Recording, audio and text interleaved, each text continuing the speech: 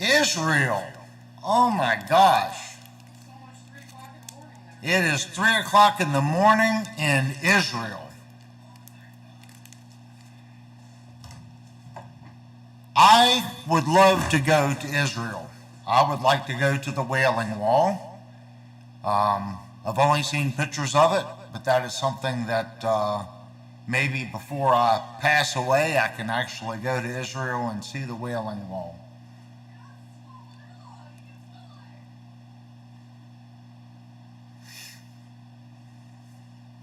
This is unusual for us. This is our first Thursday night live stream. Well, we were doing Friday nights and Saturday nights, and it was getting a little chaotic.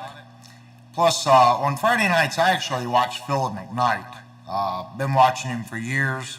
Met him at Sweetwater during Gear Fest a couple years back, about 2 years ago. So Friday nights, I come home, have dinner, I watch Phil McKnight. I enjoy his live cast. So I was deliberately starting our stream after Phil's, and then turning around and doing it again on Saturday night.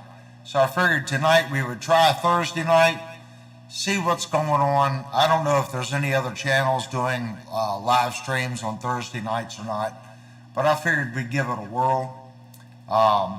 I've yet to figure out how to set the stream up to where it does a countdown, so it sends out notifications early before the stream, because I'm using OBS. So I can get YouTube to do it, but then OBS won't connect whenever YouTube starts streaming. So it's kind of a strange situation. But I don't know if we've had this guitar on the channel before. This is my Kramer Beretta. It's a great guitar. And it has my favorite pickup in it, which is the Seymour Duncan JB. And it's really simple. It's just one JB pickup, and then right here we have a coil split on it. Hey, Mr. Juke, what's going on a Thursday night? I think everyone forgot that we said that we were going to go move the Friday night stream to Saturday. So we'll see how many people actually show up for the Thursday night. It may take a couple days for everyone to realize. Hopefully, and I do say hopefully this microphone sounds better. I kept hearing like it was far away. Come to find out, this side of the microphone that's facing me, that's where the diaphragm is. I actually had it backwards. I had the diaphragm facing away from me. So hopefully, now that I'm talking in the direction of the diaphragm itself, hopefully it sounds a little better. It should make a difference. I don't know. I noticed that on the last live stream that when I moved the microphone, it seemed like it got clearer when it got away from me and towards the back. And I'm like, well, that's kind of strange. So I put my headphones on and I'm listening to it and I'm moving the mic around. I'm like, why does it sound better when I get towards the back of the microphone?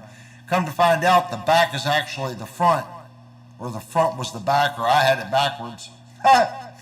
But hopefully it sounds a little better. Yeah, echoing slightly. That might be because, I had the effects on. That would be why. I don't know. I didn't test the microphone, so now that I took the effects off, it should sound better. Hey, Mr. Kurt in scale. Yeah, I had the effects on. So if I decide to do some stupid singing, I can sing like nobody's dream. I can turn the effects on. Anyway, I do have the stereo microphones on the amplifier again. Hey, Nicholas. Hey, everyone's starting to chime in here. I got the stereo microphones on the cabinet again, and I did some tweaking. And before I got on, the one channel is more dominant than the other channel. And I'm really not too sure why that is. It may be something to do with the delays that I have programmed doing like a small ping pong effect. But I according to the meters, I have it semi-balanced out. So I'm going to chase down that issue later. But this is what we've got going on for tonight. Again, this is my this is a 2023 Kramer Beretta with a JB and an FR 1000. Hey, Mr. Jerry. Jerry, do not go anywhere. I have something special for you later. I guess I should have sent you an email and asked you beforehand. But I'm hoping once I do it, you're just going to go woo-hoo and accept it. Or you're going to throw cheeseburgers at me and say, I don't want the job. Anyway, let's change this microphone setting over and y'all can hear the stereo amp.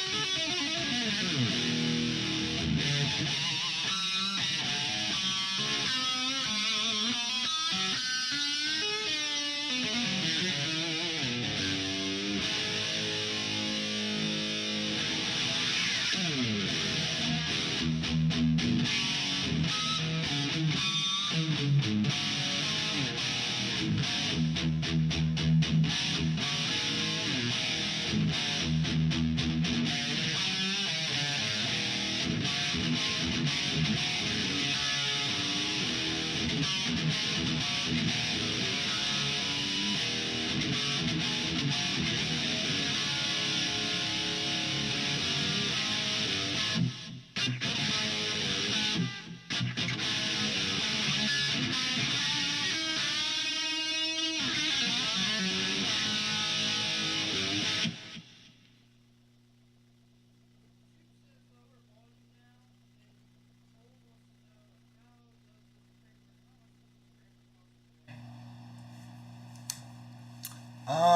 me see. The Kramer now, I believe you can still, if you look around, you can get the Kramer. They make two versions. Now, I don't quite understand why. This particular Kramer, they made, I believe, in banana yellow, gray, and I think red that you could get with the maple fingerboard. I've seen them as low as 750 and as high as 950. But they've done a new release, which is the Kramer American made. They It's like $2,400 for the Beretta. So there are two different versions. This particular one is the Indonesian made Kramer.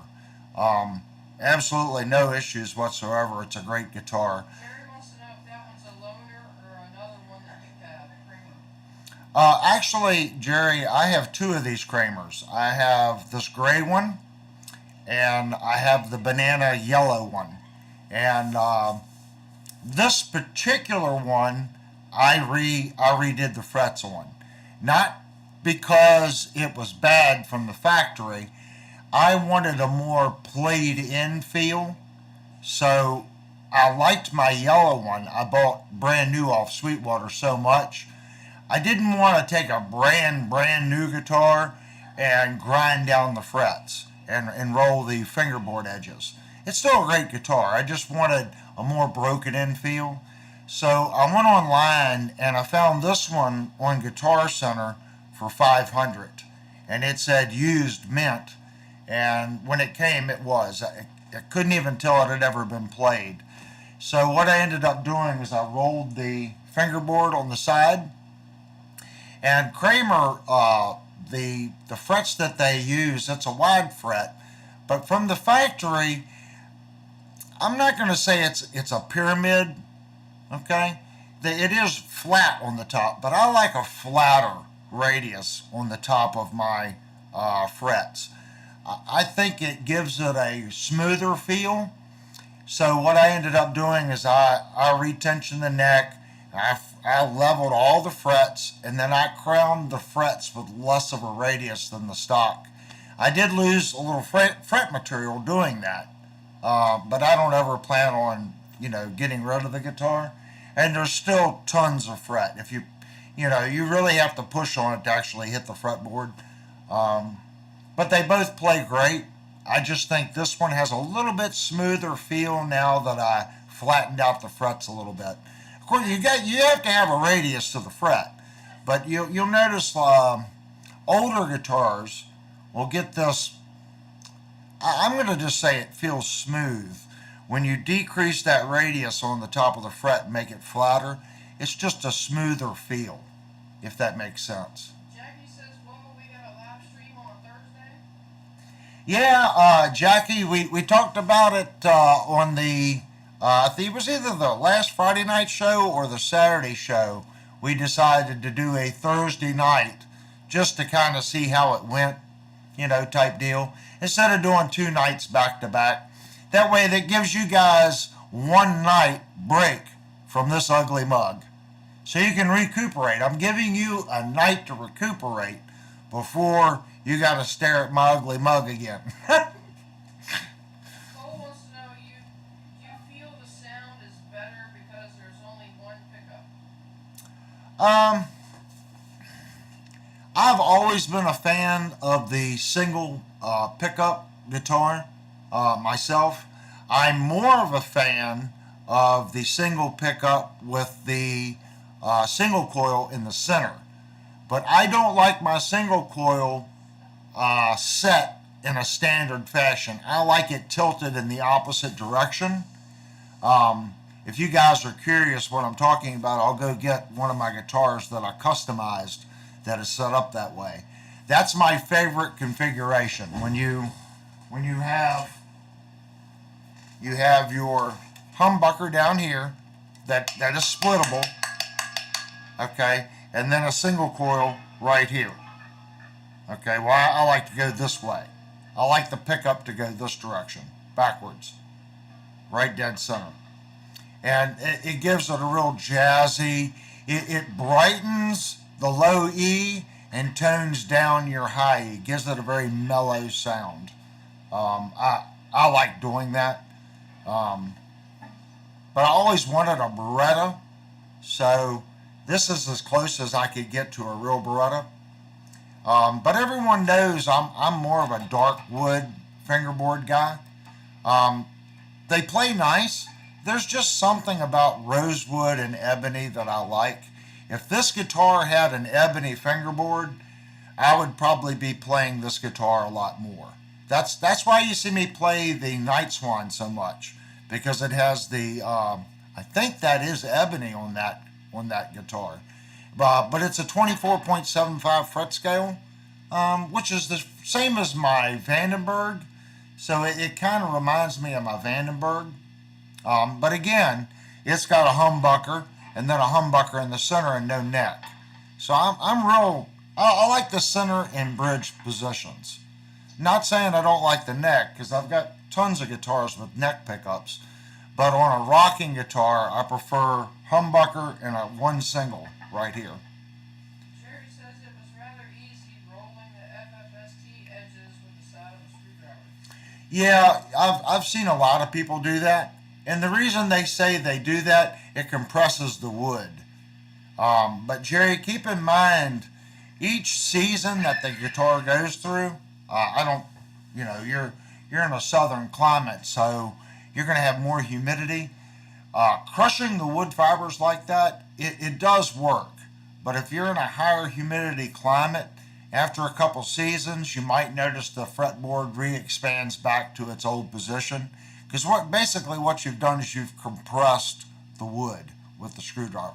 It won't all come back, but you may, in maybe a year and a half, you may have to go back and repeat the process again with the screwdriver and roll that edge again. They're saying do that because you're not going to tear into the finish. You're compressing the wood. That way you can't tell. The other way of doing it is to actually get in here and sand between it. But if you have a finish on the neck, you're going to see where you've done the work, especially on a fingerboard like this. With rosewood, if you've seen my videos where I'm doing refinishing, get some of that tried and true. And if you do any work on the side of the neck like that and you do sand, use that tried and true. You don't need to tape off the fretboard. That tried and true will stick to poly or nitro. So just rub that tried and true in, give it 2 or 3 months and put another coat on it, and you'll be golden. I'm a big fan of tried and true. This neck was completely sanded down, and I put tried and true on it. And you can see the color variation right here. That's where I stopped sanding. So this is tried and true, and that's the factory finish up here. Cole wants to know if there's a lot of humidity where we're at. Well, where I'm at, I have a humidifier, dehumidifier, and I have mine set to 35-40. Now, some people will say that's a little too dry, that they want, 40 to 50. That's just what I've always done, 35-40. Mine will fluctuate. I'll go downstairs and it'll read 40, and it'll go as low as 35. But I have it set at it's either at 37 or 38. But the little thing on the right-hand side that tells you the humidity, it's either 35 or 40. Jude says he does not like gloss finish on fretboards. Yeah, I'm not a big gloss finish fret guy either. This finish on this one's a satin. Now, I have a light right here shining on the wall, so that's giving the illusion of a high gloss finish on this neck. It's actually not. when I redid the neck, I put tried and true on it. So it's more of a, it's like a satin, but it is just, I can't describe. It's almost like a wax finish feeling on it, but it's hard, but it's super smooth. So I redid the whole top two with tried and true.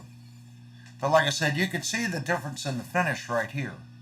If I hold it, you can see where the color changes. Just a little bit. If I move it back and forth, you'll see the color change. Now there you can barely see it. Now you're starting to see it again, right there. But I'm not overly concerned about that little bit of color difference. I wanted the feel. And the back of this neck with tried and true, it was sanded to 3000 grit, and then it has 3 coats of tried and true on it. And it is just, I can't, imagine baby powder, okay, on your guitar neck. When you first put it on, that's how smooth this feels right now with no baby powder. It's just, I can't describe it. If you watch my videos, if you go to a high-end wood store and ask for tried and true finish, hit the back of your neck with steel wool or some 3000 grit. Trust me. Do it on one of your cheap guitars that you're not. If you want to experiment, and put a couple coats of that tried and true on and rub it just like you would a carnauba wax. After you put it on, keep rubbing it until it's dry. Rub it in. Rub it in, get a dry part of the cloth and rub. Wait a day, come back, put another coat on it, do the exact same thing. Rub it in, then wipe it all off. Then come back, put another coat on it, and it will end up so smooth that it will not get sticky. That's the key. When you start sweating, this finish will not get sticky. Okay? But yet, it'll protect the neck. You won't turn the neck black from your sweat. Some people have a lot of acid in their sweat, and the back of the guitar neck will just turn literally black. This will protect it, but that acid from your sweat will eat this finish off. Okay? I like no finish or just tongue oil on maple boards. Yeah, this is going to have a little bit smoother feel than the tongue oil. Tongue oil will still give you like a grit kind of feel. This is going to be more of a polished bare wood feel. Let's say you went to 3000 grit and then you took a buffer to the bare wood. Okay? That's kind of what this feels like with baby powder. Devastator and Hiram is on. Okay, since everybody's here, I'm going to push some buttons. I have buttons, so I'm going to push buttons. But yeah, I have two, Jerry. I've got a yellow one and this one. And if you can find them, I'm not saying the guitar is not worth $900. It's a nice guitar, 100% nice guitar. Both of them. I bought this one used and my yellow one off Sweetwater. Neither one of them had problems with the neck moving when I received them. Okay, these two Kramers were solid from day one. My Night Swan Kramer, I bought at Guitar Center. And I think I said this before. I bought that guitar home, and the neck just within a week just went crazy. And I'm like, oh, okay, well, it's in a new home. I'll make a neck adjustment. So I adjusted the neck, got the relief back on it. And about 2 or 3 weeks later, I went to pick the thing up, and it's the strings are like off the neck. I'm like, what's going on? I looked down the neck, and it had bowed the opposite direction. So I got out the tool and put the tool in the neck and adjusted the neck. Literally, I think I adjusted that neck at least 4 or 5 times over 6 months. I was getting ready to give up on the guitar, thinking, okay, the neck's not stable. But the guitar eventually stopped moving, and it's been good now for, I'm probably at 7 months now on that guitar with no neck adjustment. So hopefully that guitar is stabilized. But I had no issues with this one or the yellow one. I'm trying to think if I have any other Kramers. I've got I got the 86 Pacer Imperial which that's the purple pink one that's translucent. I think you guys have seen that one. Then I have the Kramer LP. Now, Jerry may have missed the episode with the Kramer LP with the banana headstock. I do have that guitar, and that's an awesome instrument too. If you're wanting something to go out and play a variety of different kind of music, the Kramer LP with the reverse banana, it has the other pickups, so it's more suited for that. This one and the Beretta, these are just hot guitars. Even when you split the coil and make it a single coil, it's still quite hot, even on a single coil. Jerry said he saw it. Yeah, I didn't know if you were here that night or not. I'm looking at the chat. Somebody's got smiley faces and beer. I like it. Yeah, I think it's pronounced Hiram. He said, now, if you could Hiram. fix the economy, and then he said, I won't hold my breath. I can't fix the economy. That's something I can't do, guys. You know how I'm fixing the economy? And you guys can help. Buy another guitar, buy another amp, buy a pedal. Let's stimulate the economy that way. That's what I would do.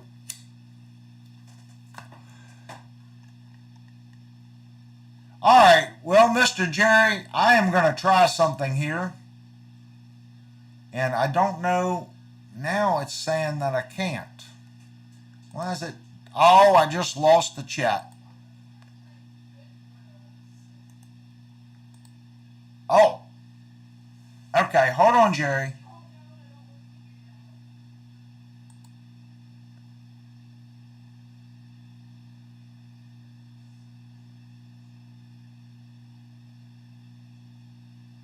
One second, Jerry.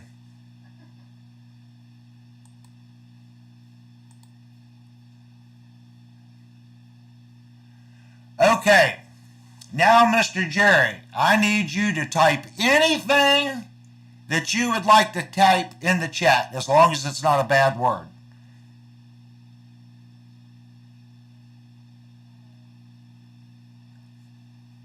Error between chair and keyboard.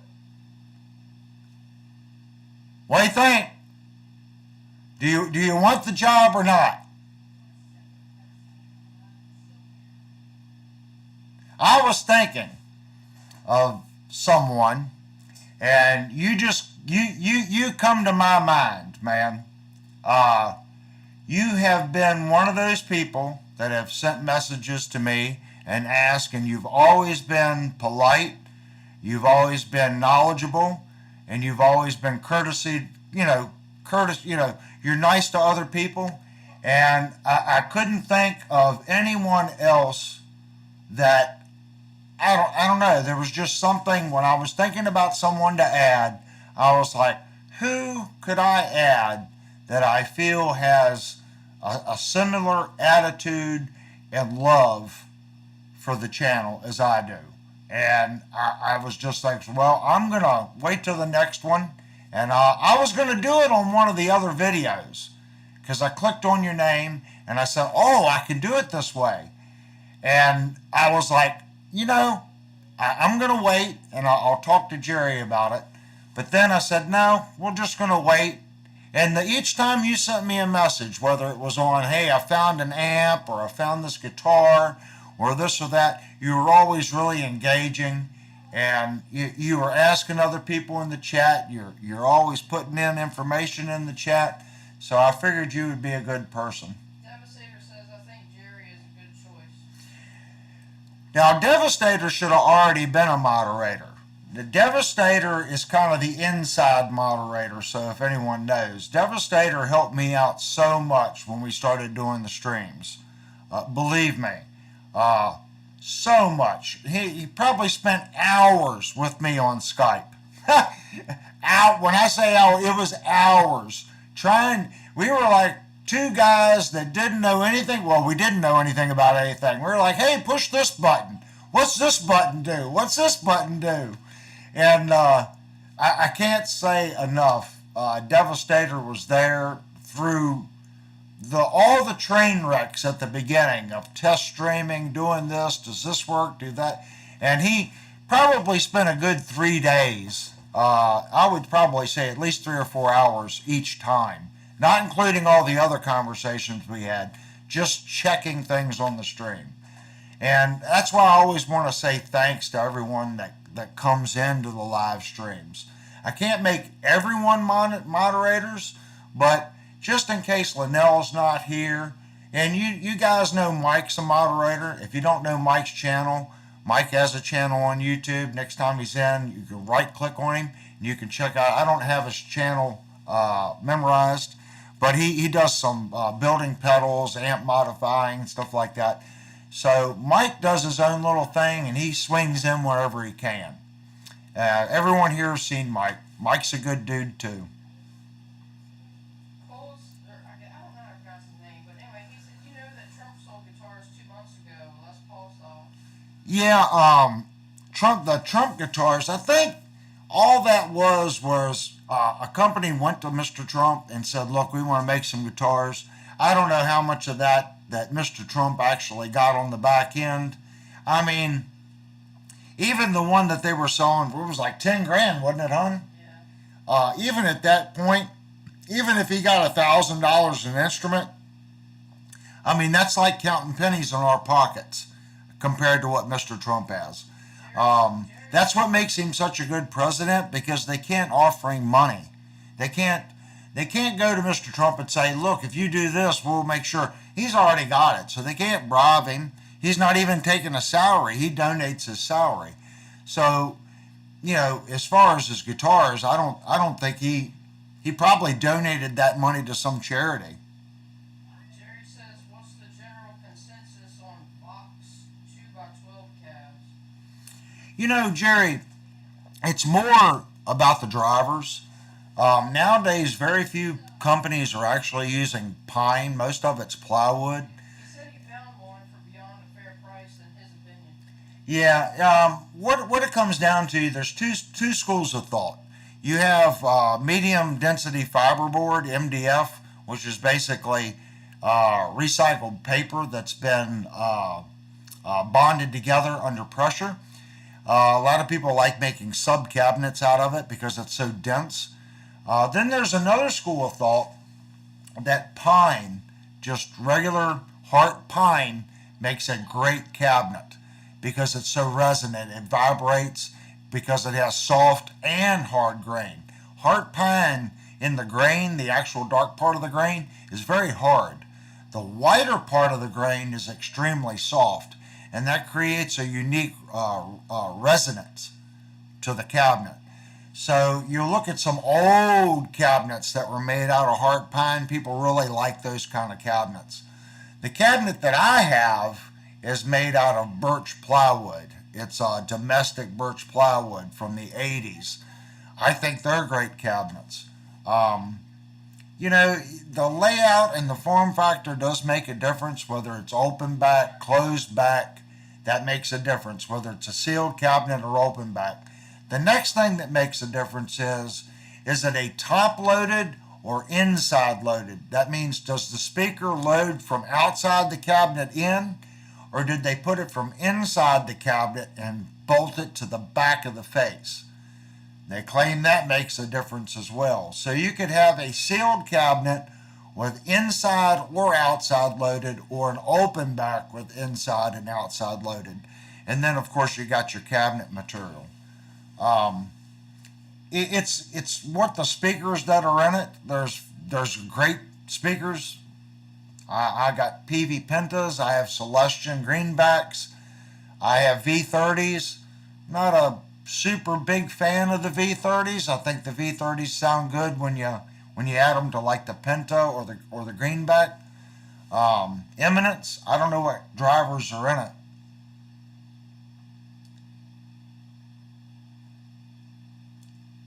The biggest difference is what driver is loaded in the cab. Yeah, that's what I was just saying. You need to find out what driver's in the cabinet, Jerry, and actually see if it's something that you're familiar with. I know Eminence makes some great drivers. It's Vox. I'm not overly familiar with Vox amps. I don't know what Vox usually uses for drivers. Does anyone have an idea of what Vox is using? I mean, we have the internet, so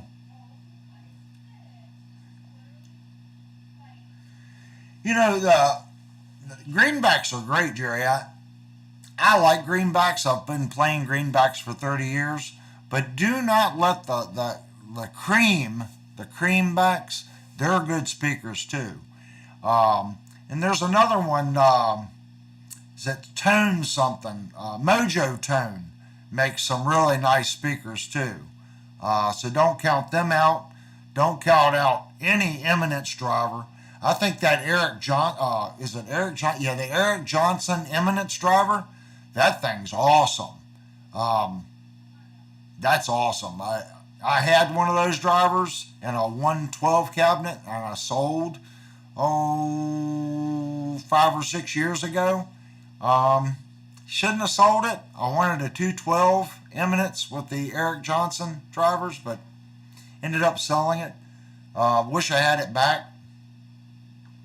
Now, yeah, see, Kurt Inscale's saying he likes the vintage 30s. Personally, I think they're good speakers. For my ear, playing 80s hair, they seem to be a little on the dark side for 80s rock. But if you take a V30 and put it with I got a 212 V30. So if I take that V30 cabinet and I plug it in to the right side, because I'm running stereo, so I do right side into V30, left side into greenbacks, it sounds phenomenal. I've also tried it with the Penta. So you get the low end bottom of the V30 and boom and crunch, but you still get the sparkle and smack of the greenback. So I think mixing them works really well too. Just remember, when you mix drivers, let's say you have a 30 watt and a 50 watt, okay? Your cabinet is now 30 watts. And you also have to look at the ohms. So if you have two 8 ohm drivers, depending whether you run it in series or parallel, you're either going to be at 4 ohms or 16 ohms. So you got to look at how your amp responds to that. So if you need a 16 ohm out, you may need to do two 8 ohm drivers. Let's see, you would run those in series, I think. Is that right? Am I thinking that? Is that series? It doubles it? I can't remember. That would be a YouTube question. It's either you take 2 8s in parallel. 2 8s in parallel. Who knows that? I don't remember now. Whether it's series, parallel, whether it cuts it in half or multiplies it. So it either multiplies it or cuts it in half. So you need to look into that. This here is running at 8 ohms. Okay. My amplifier is capable of going down to 2 ohms. Okay. It's 16, 8, 4, and 2. Now to do 2, I have to put it on 4 ohms and I flip a switch, and that drops it to 2 ohms. Yeah, that's not much of a load, so yeah, it does. You do get a lot more power, but to do that, you have to do some custom wiring in your cabinets. Series is double, so yeah. So if your amp wants to see 16, you would do 2 8s. Yeah, in series. And parallel would 2 8s would be 4. Yeah, I knew it was one way or the other. Good job. Ha! Parallel increases, series decreases. There we go. Yeah. So you want to look into that, Jerry. Make sure that you don't harm your amplifier, because if you run, a lot of people are like, oh well, it's 2 ohms. Well, if that amp isn't designed to run down to 2 ohms, it'll fry it really quick. That was one advantage back when I was running Haflers. Haflers would run down to 1 ohm, and they would do it all night long at 1 ohm. Most amplifiers will not go to 1 or 2 ohms. Most of them 4 ohms, 3 ohms. It's about all you can get. You can start doing some kooky things too. You can take, a 16 and an 8 ohm driver, and you can start getting into these strange ohms things. A lot of people talk about Eddie Van Halen's Brown sound. I still think he was doing something like that. He was playing around with the ohms, and he was changing the bias on his amplifier, running those tubes screeching hot, and I think he was actually running a weird ohm load as far as taking 8 and 16 ohm drivers, running series parallel combinations. I can't swear to that, but I think that's how he was getting part of that Brown sound. Cole says he's gonna go to sleep. It's like 3:30 in the morning there. Yeah, it's like 3:30 in the morning where you're at, man. We completely understand it. He said if one day you decide to visit Israel, you can come to his area. He has empty rooms. Well, like I said, I'd like to go to Israel. I'd love to go to the Wailing Wall, and maybe someday I can get there and visit that place, visit the Holy Land. Maybe one day. Nicholas said All right, man. Thank you for tuning in. Get some rest. Nicholas said he bought a new guitar, a Schecter AM6. He said he sent a picture. Sent a picture. Well, let me close this, and I'm going to open Skypey. Mr. Skype. Jupe said stupid ads. Oh, I just lost the Skype. And I lost it again. Keep hitting the wrong button.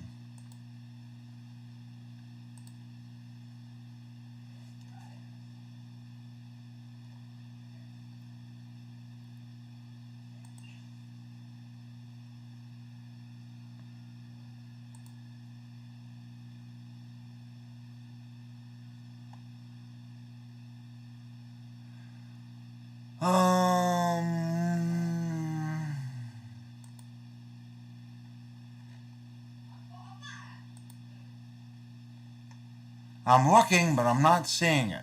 Oh, okay. Just got it. It was a little bit of a delay.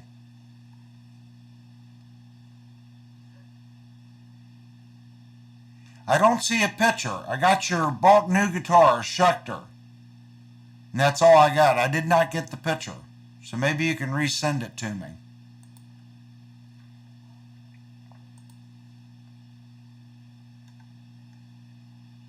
So I did not get the picture, Nicholas.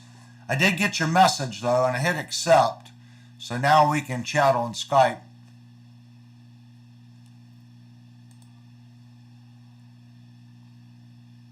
So I'm checking Skype again. I'm not seeing it. Lester Mitchell was on.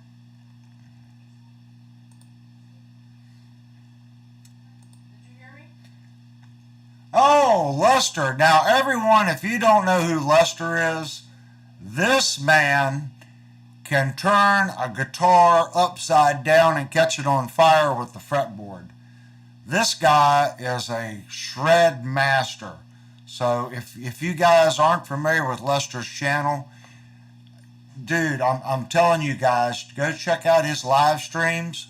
He goes through, key signatures, how to set. The man's amazing, and he shows you right there on his live streams what he's doing.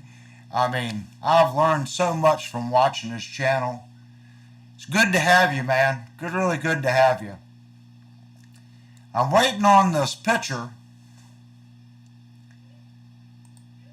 Still don't see the picture. All right.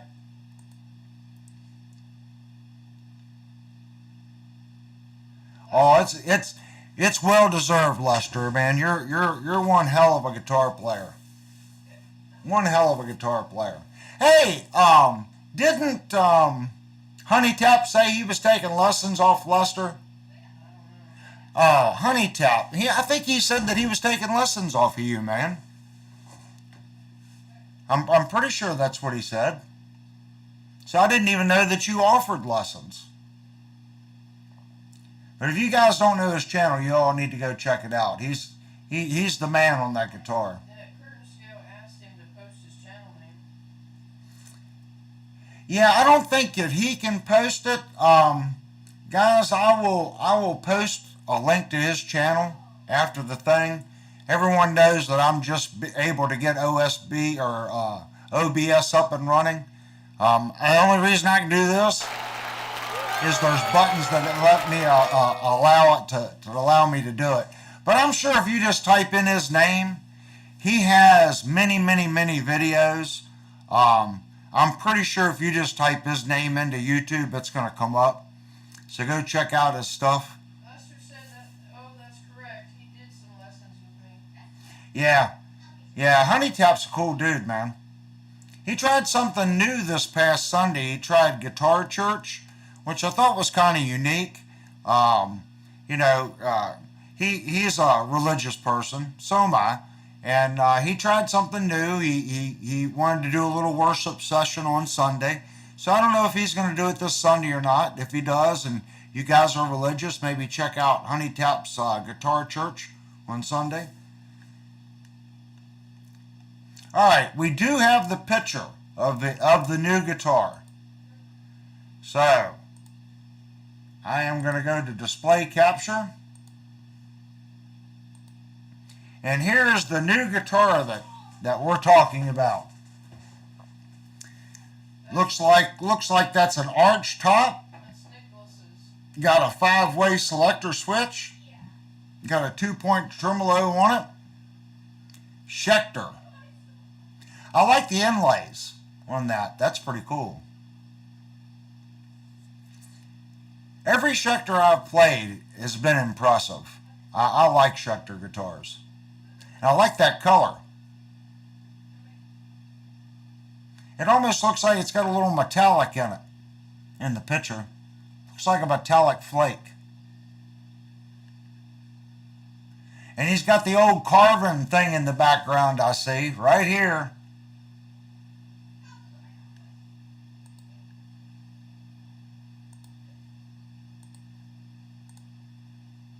That's pretty cool, man. So what did that set you back? I know when I bought my Sun Valley Super Shredder at Sweetwater when we went up for Gear Fest 2 years ago. He said 1,200. Yeah, 1,200. You paid more for that than I did my Sun Valley Super Shredder. They give me a pretty good deal. What would it was like 750, 800? I think so. It was like 750, 800 for the Sun Valley Super Shredder. That's a cool guitar. I like that. I don't think I have any more Schecters. Of course, everyone knows the Funny Honey just picked up this guitar. And if no one's seen it yet, I'm kind of jealous. This thing is freaking awesome. It turns purple. I mean, it goes purple, then blue. It's a freaking killer guitar. It's a Chapman ML1 Pro. I like that guitar. Now everyone knows I'm a floating bridge fan. If this guitar had a floating bridge on it, I think I'd be in Super Strat heaven. But I get it.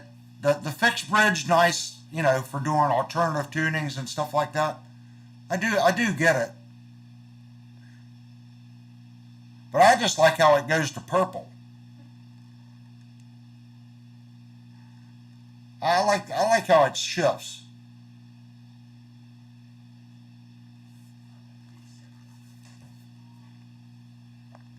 Schecter makes, I'll tell you, a Schecter guitar. My next Schecter is going to be the Super Telecaster. They got a Telecaster that has the Well, it's the Sustainiac with the EMG pickup and the Floyd Rose bridge. I think it's the EMG pickup that they're using in that.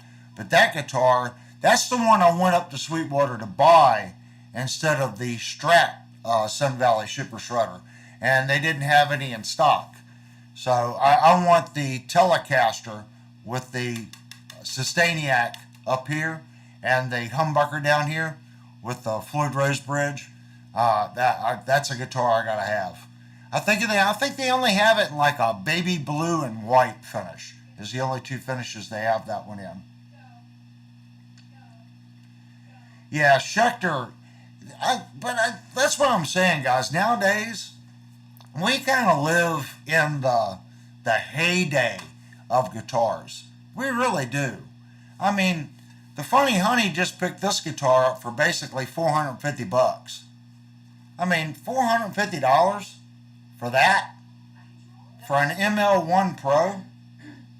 Devastator said, how is the Floyd 1500? 1500. That one I'm not too familiar with. Is that the Pro, the one with the rear saddles with the low profile? Because they've got a 1000, then they've got the Special, and then they have the one under the Special. So let me put this up here. Jerry White is on. So this one right here is the FR1000. Okay. And then, where is my... I don't think I have a guitar with the Special. This one is the cheaper one. Cheaper Floyd Rose. You can tell the cheaper Floyd Rose that has the screen printed name on it. Right here. Okay. This is the one under the Special. And I do have a German Floyd Rose somewhere. I don't know where it's at. Oh, right here.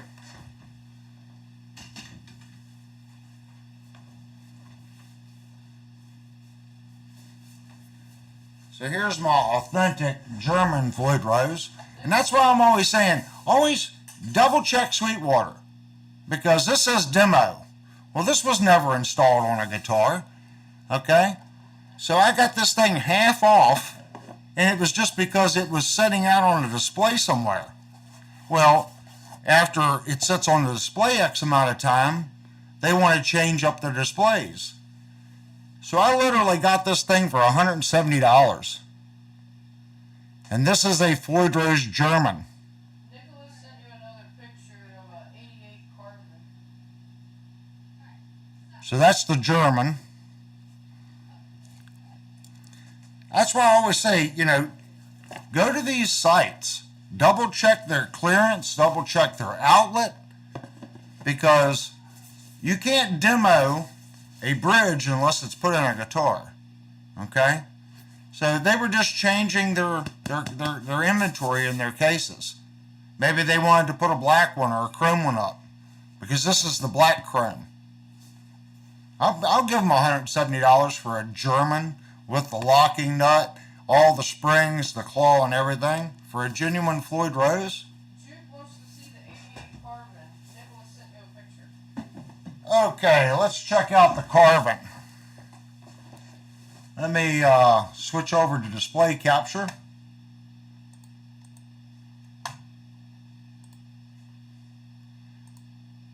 So here's the Carvin.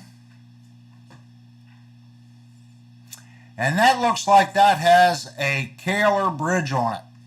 This is the Kaler cam bridge. There's the cam, and right there's the rolling saddles. So I see a switch here. This must be a humbucker to single coil, volume. And then I remember these nuts that sat behind the other nut. You push this tab down and I believe it locked it. I don't think it has an actual screw. I think it works on a cam too. It lifts up and releases the string, and you push it down, it cams over the string and locks it, if I remember correctly. That's a cool, I like that color. It's like a sea foam. That's pretty cool. I like the carving headstocks. Yeah, that's a cross between like a double cut and a strat, all kind of mixed together. This body style. It's kind of got the offset like a strat, but yet wide open like a double cut. Especially this is more rounded. Looks like it's got an arm carve right here. That's a cool looking guitar.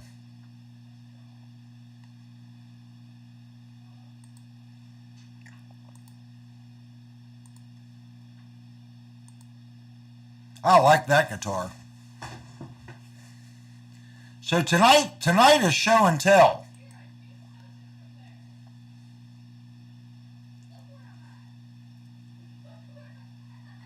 Jupe says, "Wow, cool."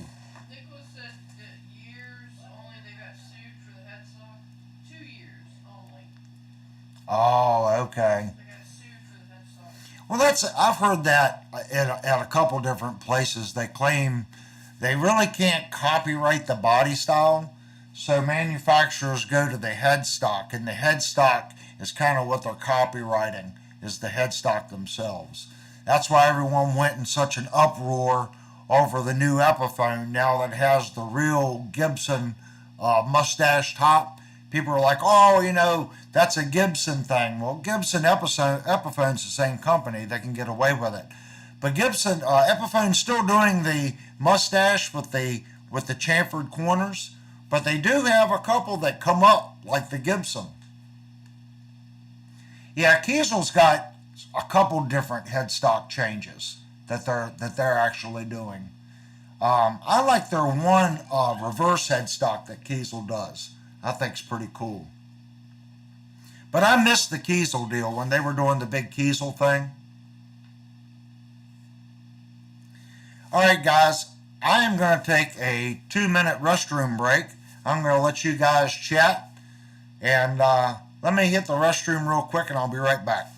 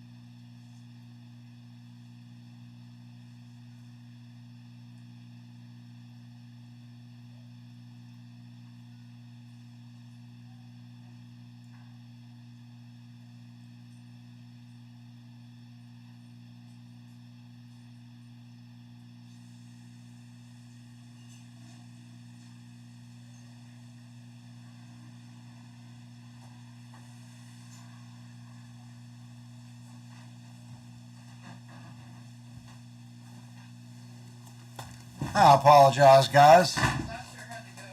Oh, Lester had to go. I was getting ready to ask him if I could get some lessons, man. I'm telling you guys, that man can play that guitar. And if you listen to me play, I'm good at certain things. Okay, everyone has their strong points, and I kind of stick to my strong points. It's another level when a musician can completely change the style of what they're playing and play that style competently. Okay? Lester is one of those guys. He has studied music.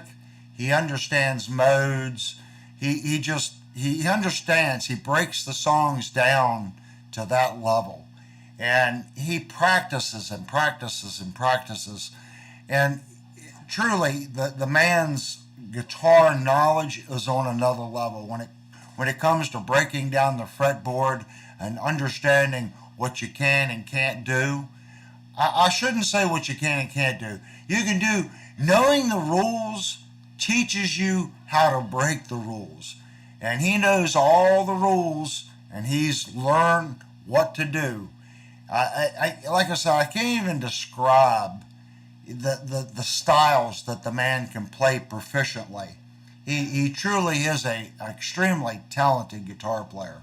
Devastator says, okay, after a quick Google search, the 1500 series tremolo is the upgraded version of the 1000 series tremolo with stainless steel screws and a push-in tremolo arm. Okay, what I would do, I would not pay anything extra for that. The push-in tremolo bar works great for a little while.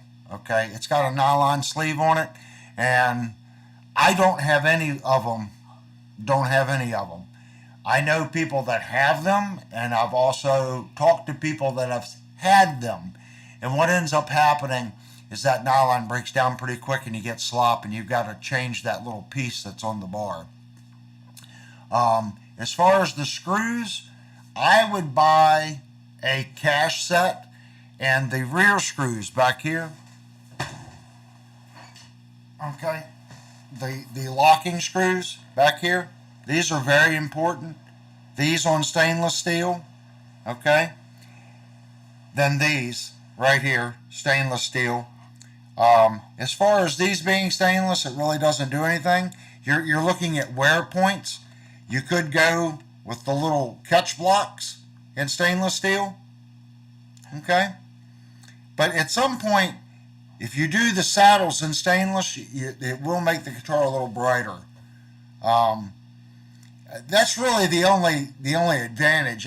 These screws back here being stainless, it's a big advantage because your fine tuner is actually pushing on that screw back and forth, moving this saddle back and forth. So the softer metal has a tendency of distorting that screw. So the stainless steel screw back here on this long piece that catches the lock block, I agree with that. As far as these screws up here being stainless, it'll be harder to strip them, but you shouldn't be tightening that saddle when you change the intonation to the point where you're stripping that screw out anyway. I think they do it more for looks because I think that gives you the silver screws here. I think the tuning peg's a little different, the fine tuners. And that's really the only advantage. If you're going to do it, just get the cash stainless steel set. It comes with the saddles, all the screws and everything, and just replace everything. Or just get the rear screws and leave it. I might do the rear screws and stainless steel lock blocks and leave it. Dean is on. Mr. Dean joined the group. So I've been wanting to order one of the low profile bridges. I don't know if I'm going to, but I've been thinking about ordering one of the Floyd Rose low profile bridges. This guitar here, it's not in camera view. I have decided to keep this guitar. Normally when I review guitars, I sell them, but I am going to keep this guitar. It's obnoxious. Everyone knows that I'm into obnoxious. So I like anything that's loud and stupid. And this is definitely loud and it's definitely stupid. So I'm going to be keeping this guitar and I'm going to do some modifying to it. And we're going to take the strings off of it. I'm going to check the hardness of this bridge. And I have all the parts downstairs already because I service guitars to modify this and make it a killer bridge or just leave it stock. I was thinking about ordering a JB pickup for it, but the more I play the guitar, I don't know. I don't know if I can justify $120 for a pickup. Um, the guitar actually has a pretty good sound to it. Let me get my headphones on here and I'll play the guitar.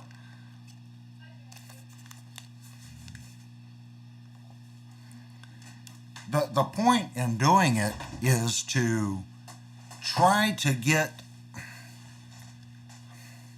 I've been thinking about this a lot, guys, since I did this review. This guitar come in at $300, and do I think that's a bad price for the guitar? I don't. I don't think it's a bad price for the guitar. What I will say is, I think at $300, when I get on Reverb and I go to the outlet, there are other guitars by Ibanez and Jackson that have the same bridge or a little bit like a special, Floyd Rose special, or a licensed by Floyd Rose bridge with two pickups in the $300 and $325 range. A lot of them from Jackson. You can get a JS Jackson anywhere from $280 to $350. The Ibanez Geo, which has a veneer flame maple top, again, it has the licensed Edge tremolo, which is it's a Goto. That's what Ibanez uses. I'm assuming their Geo uses the Goto as well. It's probably a cheaper version. Two pickups, and that's in the $299 to $389 depending on the top finish. $300 for the solid color, but when you get into the flame maple top, it does shoot the price up about 50 or 60 bucks. You're getting two pickups, and you're getting a name brand. And I qualify that by, I always say, I don't care whose name's on the headstock as long as the guitar plays good. It's really hard. If those companies want to build a budget guitar, they're ordering more guitars. So I think I'm going to order one of these budget guitars from Ibanez or Jackson. I do have a JS right here, a 7-string. And if that JS, the other JS that I'm thinking about buying with the Floyd Rose on it, 6-string, if the neck on that guitar is as good as my 7-string, it's a better deal than this guitar. Now, I get it. This is a George Lynch ripoff guitar, and you've got the look. The Jackson doesn't necessarily have the wild, insane look that this one has. But I think there's a lot of guitars out on the market right now in that price range. I've been looking at a Jet, and the Jet is right at $350. It's got, again, it's got the Wilkinson Floyd Rose licensed bridge. So the Wilkinson's bridge looks like it's a little beefier right here. It looks like it's a little bit thicker bridge. Again, Wilkinson's pickups, you're in the 350, 380 range. And from what I understand, Jet's building some pretty nice guitars, so we may have to get a Jet on the channel. Firefly, I think they really need to stick between the $200 and $250 price point if they're going to keep the market. But I qualify that because I used to say they needed to fix their pickups. This pickup in this guitar doesn't sound bad. So let me play it a little bit here, and you guys can decide whether or not the pickup is okay or not. And of course, we're running distortion, so we're also running through a rack, guitar rig. I always say your amp is 80% of your sound. But here's this guitar. I'm just going to play it a little bit. I didn't check the tune on it, so let's give it a whirl.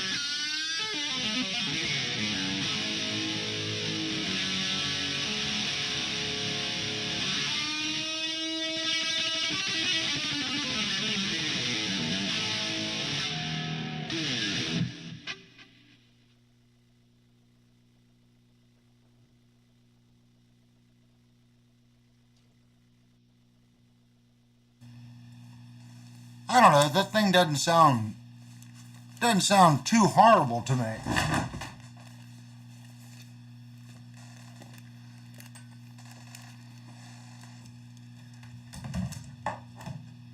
I don't know what you guys think of it. I mean, we had just played the Kramer.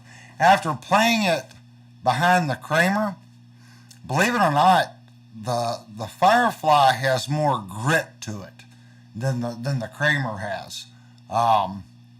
The Kramer does feel a little smoother as far as the attack.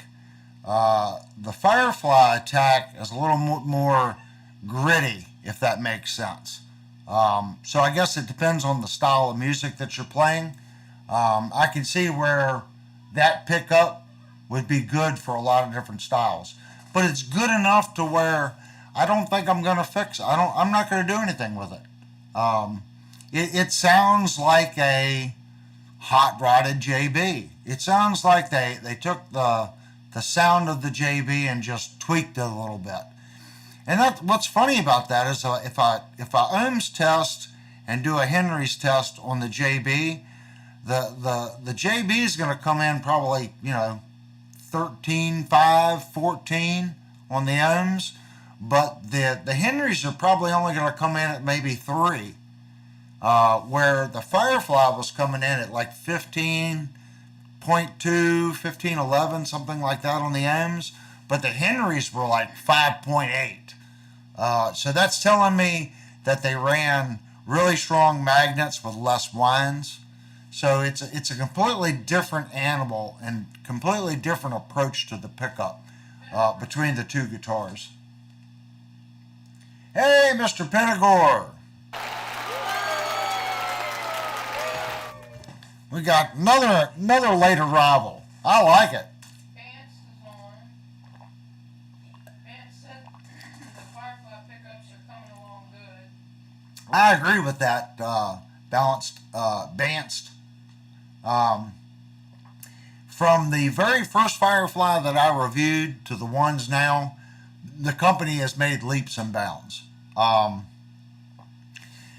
what I was saying earlier, I think Firefly has a market, okay? And that market is sub 300. That's where it is. and they are now mid 250 to 300 most of their guitars. I think Firefly, if they're not careful, they're going to start getting into a price bracket that they're going to price themselves out. And I believe Leo James has already done that. One, Leo James kept increasing their price, and their quality never got better. Their guitars, they were changing the finish, making them look fancy, but the playability and the general fit and finish never improved. Where in Firefly, their general fit and finish playability has improved. I actually reviewed a Firefly that had alpha pots in it. Now, not all Fireflies come with alpha pots. It depends. They have three main vendors that build their guitars. Maybe I just got one. They were like, "Oh, this is what we got. Throw it in it." The only one I ever reviewed with alpha pots, but I have gotten one with alpha pots.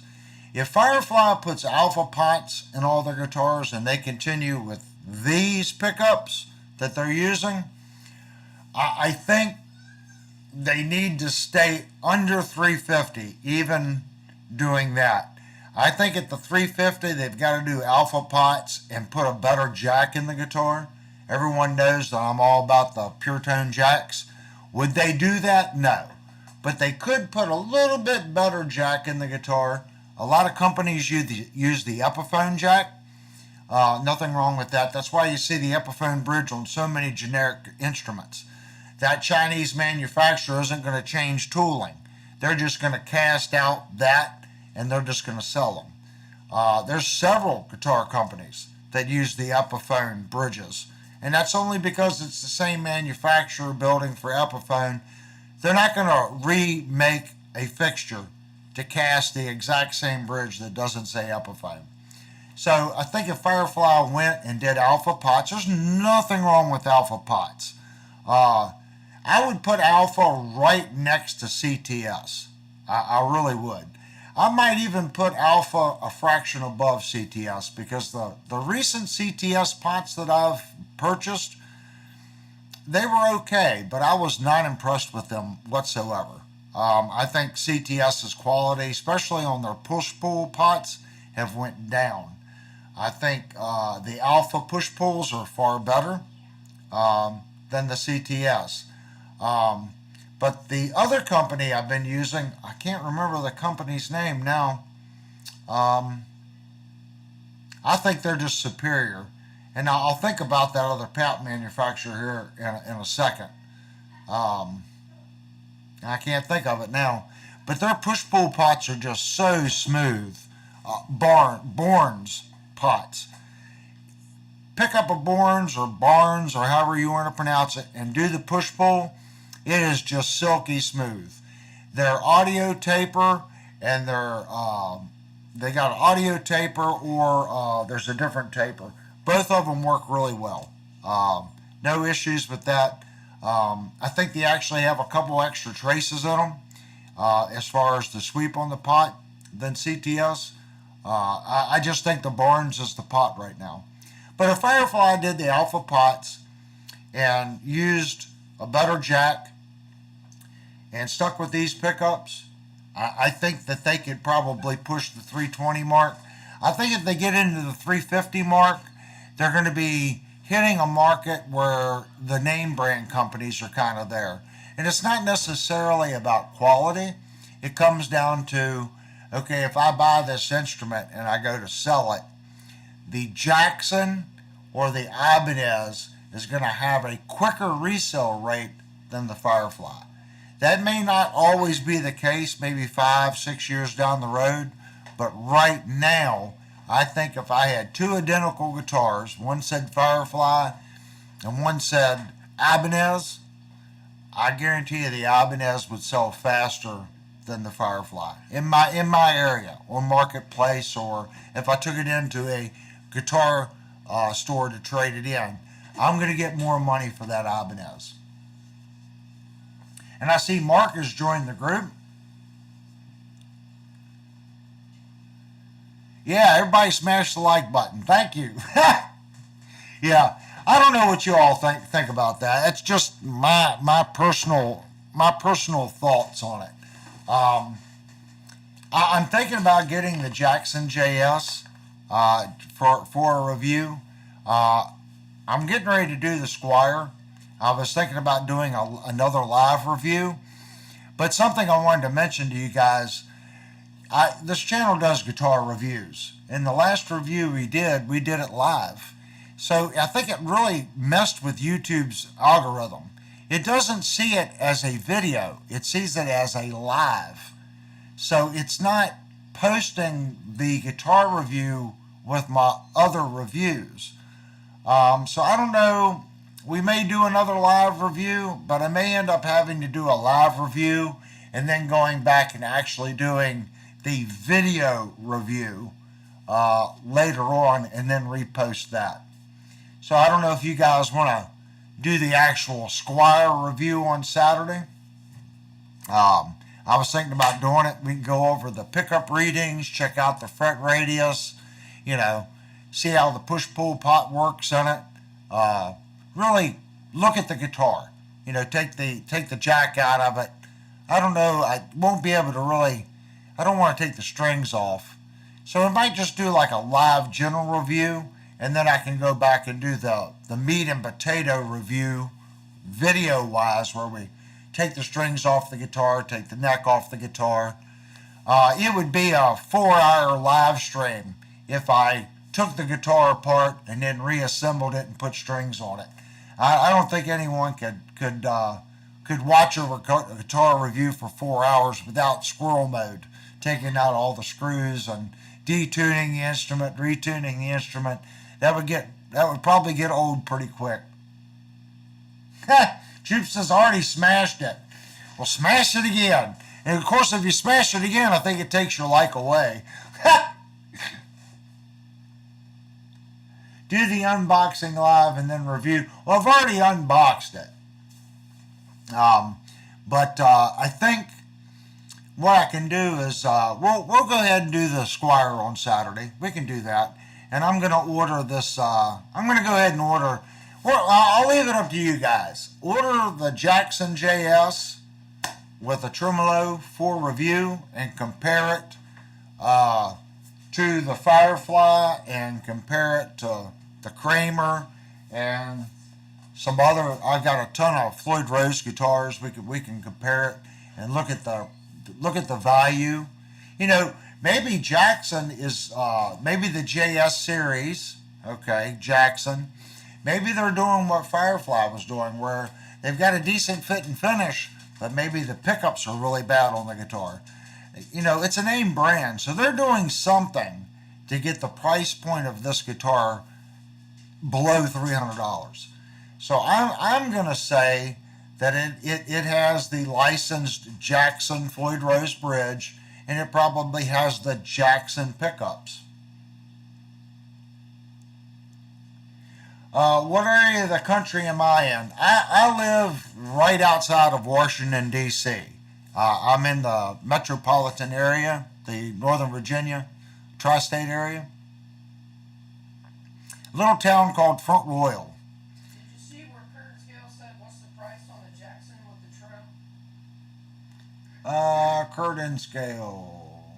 What's the price on the Jackson? Yeah, it's at $280.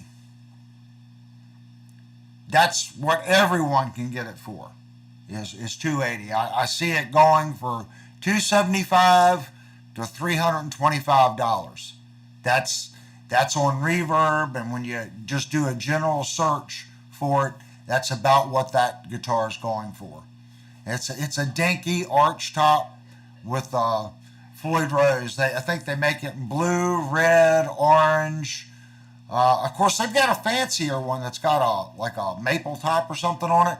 Now that shoots up the price, but as long as you get a solid color, $325 to $275, give or take, in that ballpark.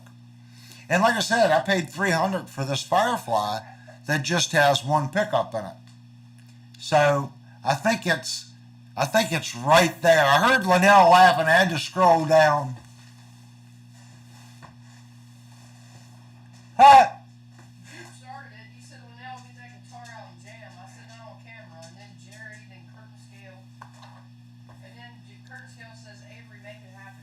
I know when I come home from work, I can tell.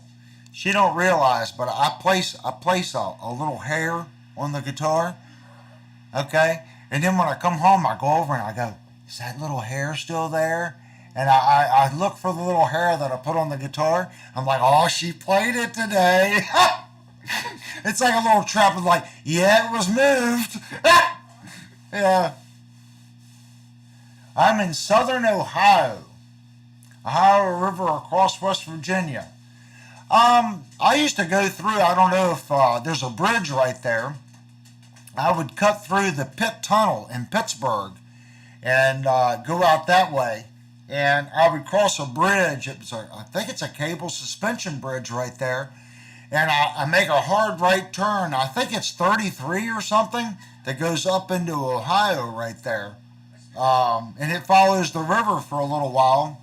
And it goes up to, what's that, PD Park or something? It's a man-made lake. It goes up past that. Basically, I would go up to Urichville, Ohio. That's because Mark said, let's find out where everybody is. He's in Indiana, I guess. Hmm.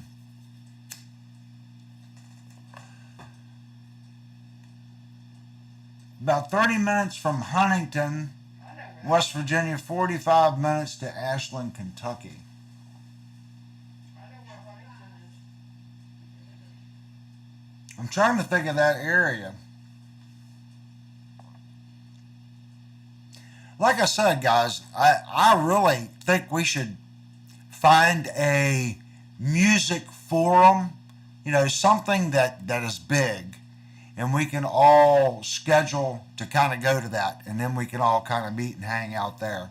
Whether it's Sweetwater or another music festival type thing that's going on somewhere, that would be decent for everybody. But we're so scattered across the United States that makes it hard. But what I was thinking, Sweetwater. That Sweetwater, whether you want to come and hang out with the group or not, just the trip up to Sweetwater, to say you went to the Wally World of guitar places, believe me, guys, it's worth the trip to go up to Sweetwater. Allow at least 2 days. You will need 2 days to go and shop and play in Sweetwater. Curtisville said long drive for me. Oh, Saginaw, Michigan. My brother's kid went to school there, to the big university there in Saginaw. Mark is about 2 hours south of Sweetwater. Well, see, Mark's right there. Mark can just go there on the weekends. He can pick on us. He goes, I went to Sweetwater. Ah! Curtisville's north of Nicholas, which Nicholas is in Saginaw. Oh. Well, Kurt, it's got to be cold where you are, because I know it gets cold in Saginaw. I know it gets cold there, because my brother lives right outside of Orion. What's the name of the actual town? Oxford, Michigan, which is off of 75. Devastator just Skyped you the last of his collection. Uh-oh. Devastator sent us the last of his collection. So hold on, guys. I gotta check it out.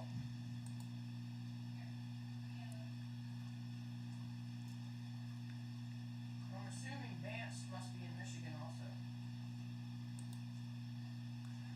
All right, guys, hold on.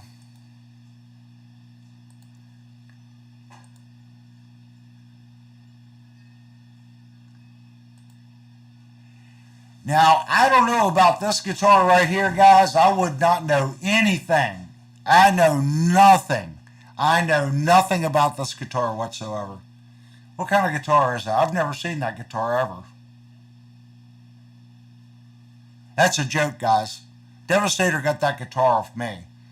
And let's just say that I gave it the Avery tune-up. Devastator said great guitar. It plays like butter, guys. One, it was already a good guitar before I started, but I went through, redid the frets, and it wasn't a lot of work. I'm not talking about leveling the frets. Remember what I was talking about earlier, like a flatter top on the fret? I went through and I crowned the frets the way I like them. A little flatter on the top, still a lot of meat behind the fret. Did a super polishing. That's stainless steel.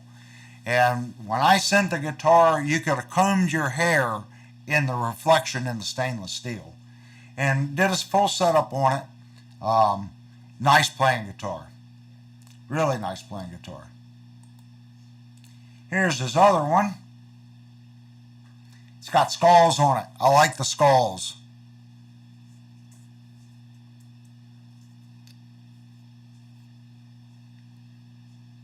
I like that. That's pretty cool.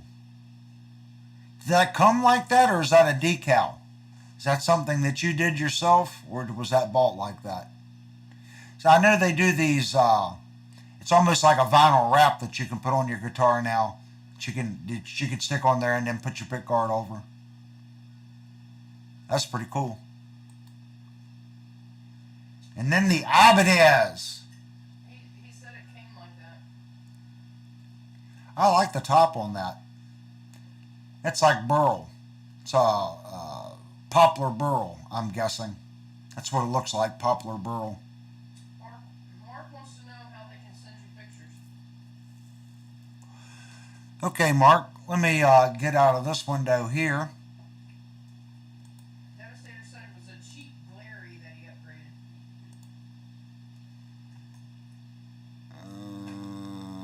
Let me get back the Skype window. So if you have Skype, that's what I use because I'm old.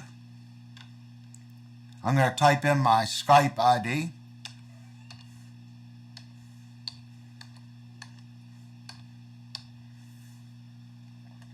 This is my Skype ID, guys. So when you can ask Devastator and those guys, when you all type that in, does it come up Healy Freak?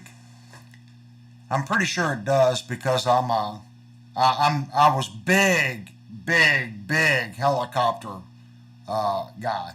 I flew 700 class helicopters, so we would get on Skype and talk helicopters until 2 o'clock in the morning years ago.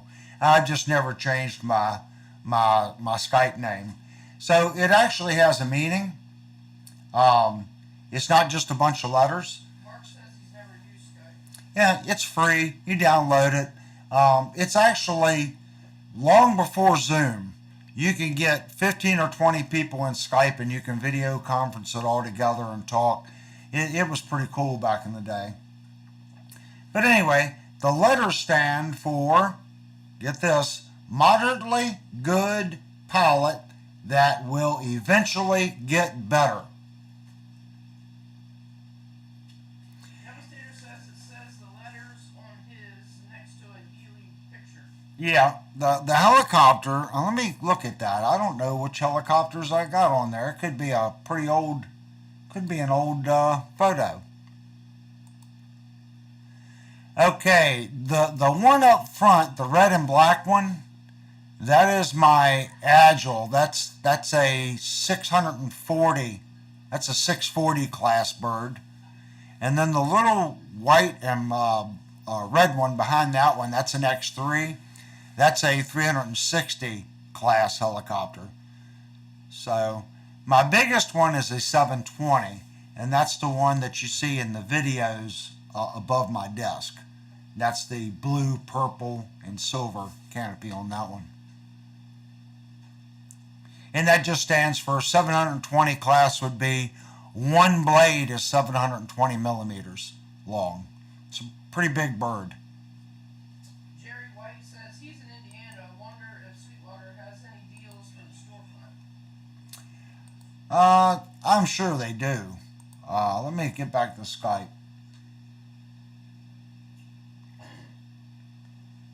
Yeah, Dean's got the little picture of the helicopter there.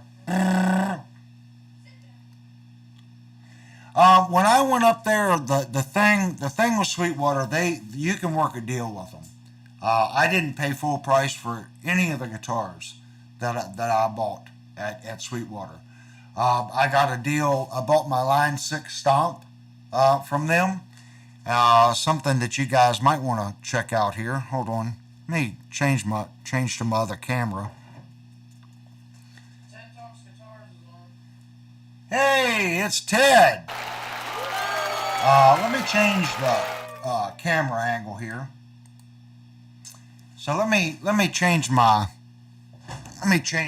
actual camera angle. Oh,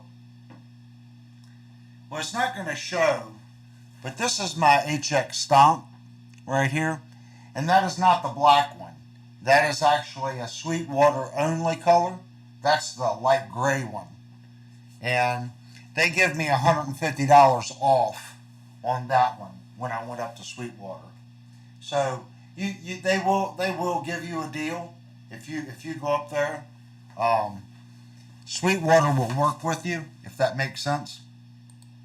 Especially a lot of times, like if you want to play a guitar, what you do is just say, "Look, I'm interested in this guitar. Can you pull 2 or 3 of them down, and I'll pick the best one," and they'll do it. And a lot of times, you're not the only person that's done that. You might get one that's already been opened, okay, or they got one on the floor, okay.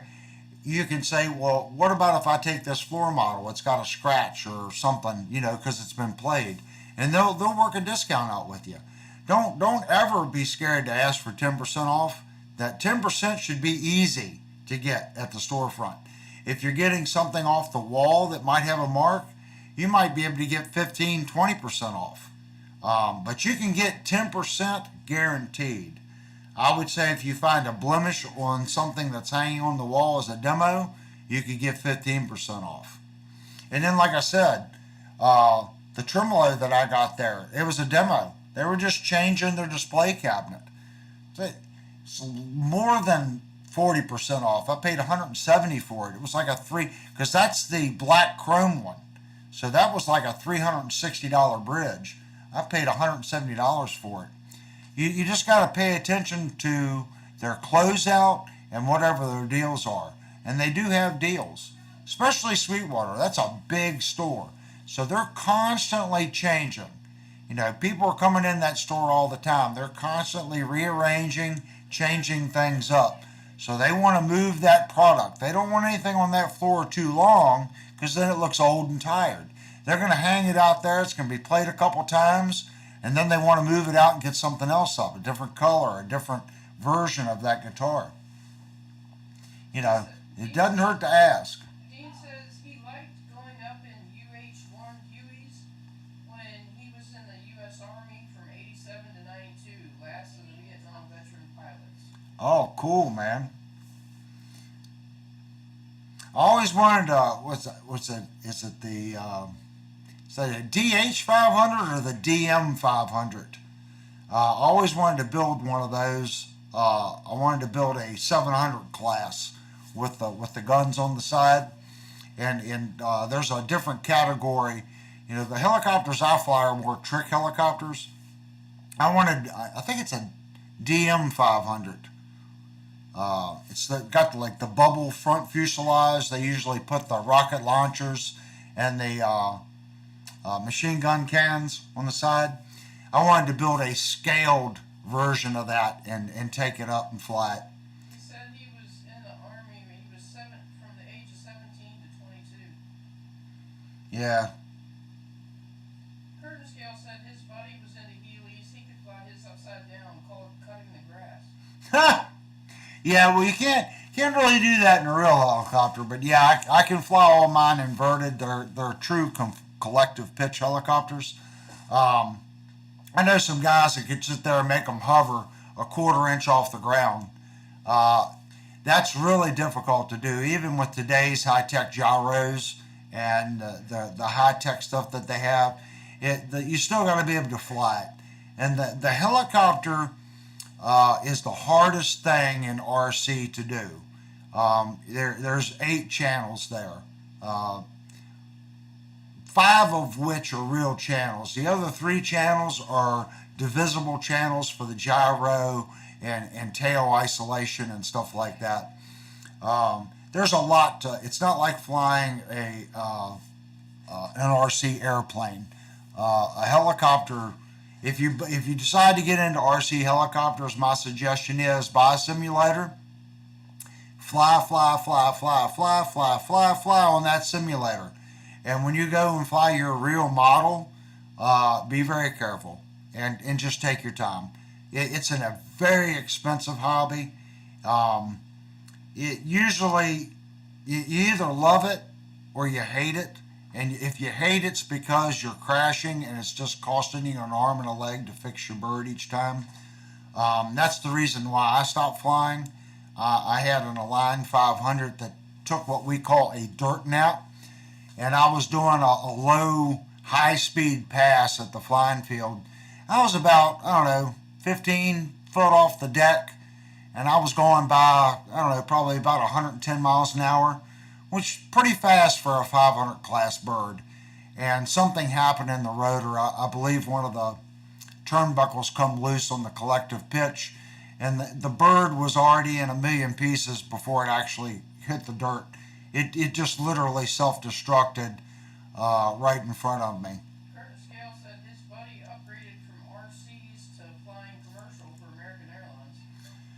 Yeah, I don't know. I don't think I could fly a real helicopter. I know the issues with helicopters. The wash the helicopter. I watch real people fly helicopters, and they come in really slow. And with a helicopter, when you get close to the ground, that's the most dangerous spot for a helicopter because of all the rear wash.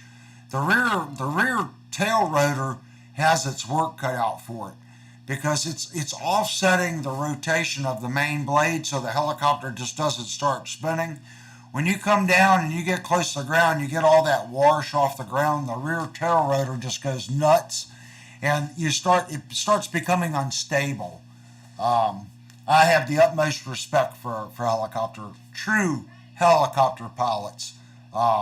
It's on a completely different level. And something else a lot of people don't think about with helicopters, the faster you go, the harder it is to maintain lift. So helicopters can only go so fast because it's traversing at such a speed, the lift is actually behind the helicopter. So that's another issue that with planes, most of the time you gain lift with the speed. With the helicopter, you decrease your lift with the speed. The wings are the rotors. That's what they are. They're spinning wings, and they're collective pitch because you're changing the pitch of the rotor. You're not changing the RPM of the rotor itself. You're changing the pitch to create lift. Yeah, I'm a big helicopter guy. I love helicopters when I was flying RC. But I started out in RC doing RC buggies, nitro buggies. Mark sent you a couple pics. Oh, okay. Let me go back to Skype, Mark. Let me see if I can get the Skype here.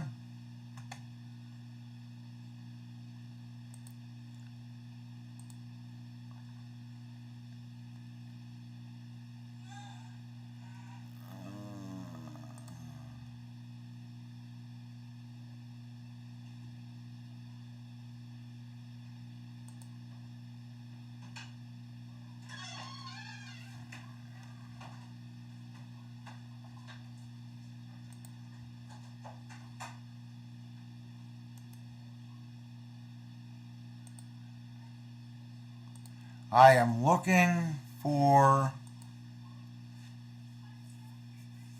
it. It has not come through yet. If it's the first time sending to me, it may take a couple minutes for it to actually come through. I'm not seeing it right now.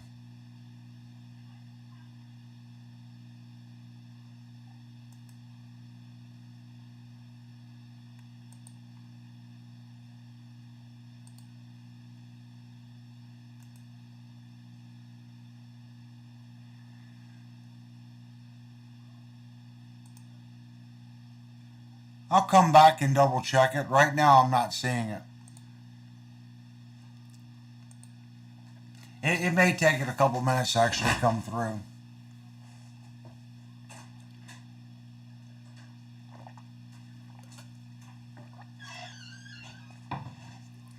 Devastator says, yes, so far many died in that way. I don't know if you're talking about when they come in with the helicopter landing. Far too many died in that war. They're talking about Vietnam. Oh, yeah.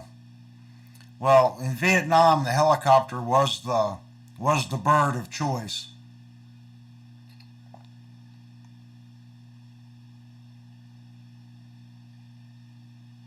So what do you guys think?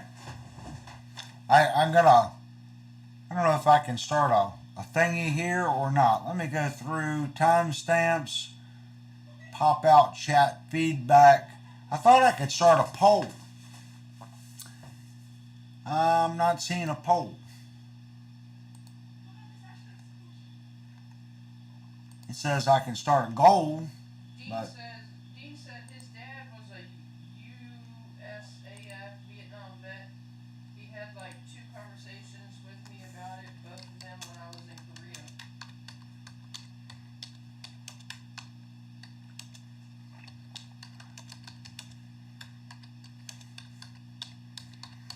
all right, guys, I'm starting a poll.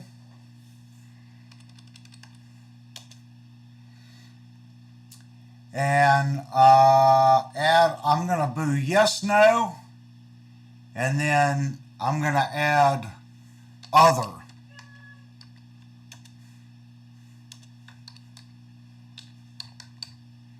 Make it different.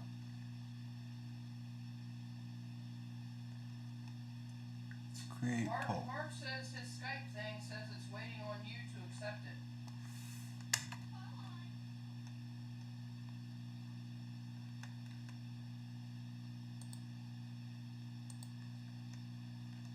Oh, I guess I gotta open this up more so I can get to the... It's not cooperating, guys. I'm trying to do the poll. Let me open it up here. Start poll. Alright, so we got a poll up there. You guys can vote on the poll. That's for the Jackson JS. Go to Skype. And I'm going to go back to Skype. Mark says his thing, he says it's waiting for you to accept. Yep, I see it. I just hit accept. So I see you're waving, but I don't see any files. So now that I hit accept, it may send the files, or you may need to resend the photos.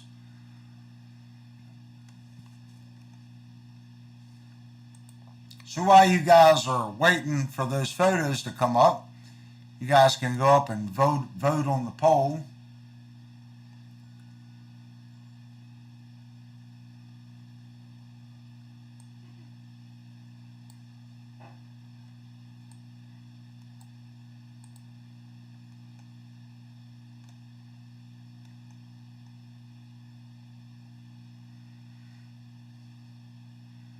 So it looks like I got 88% on yes and 12% other guitar.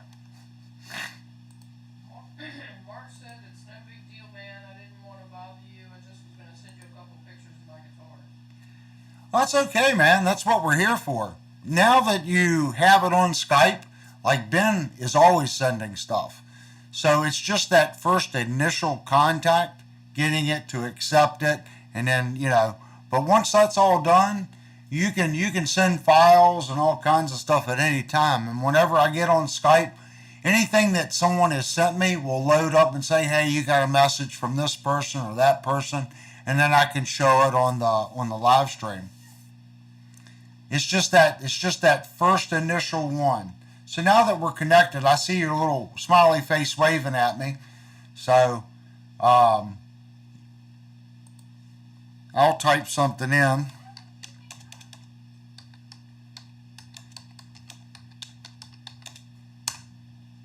I just typed in, okay, send the files.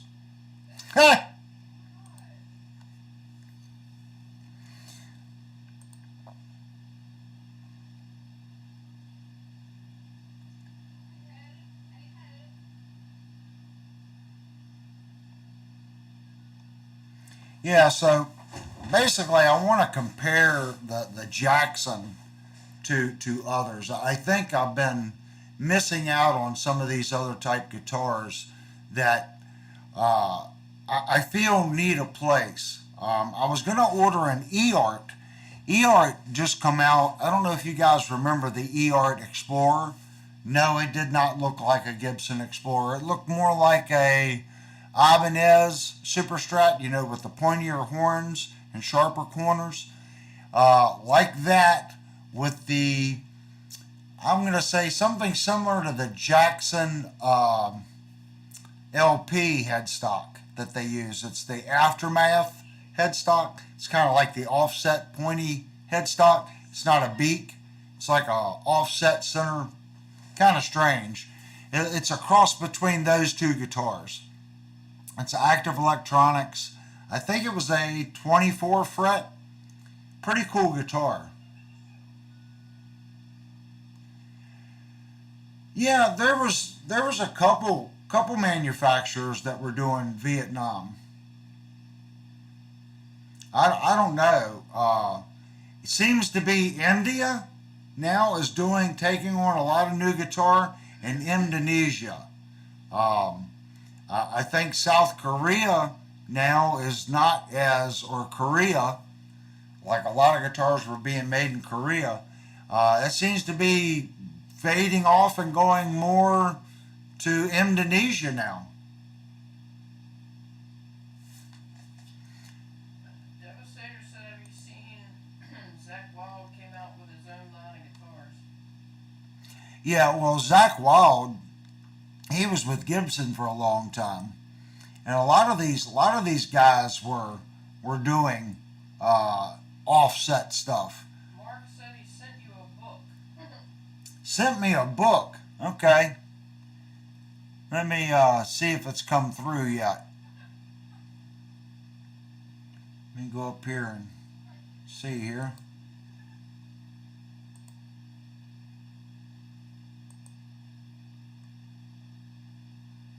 Don't have anything yet, so it might be slow connection night. I'll keep checking. As soon as it shows up, I'll get the pictures up.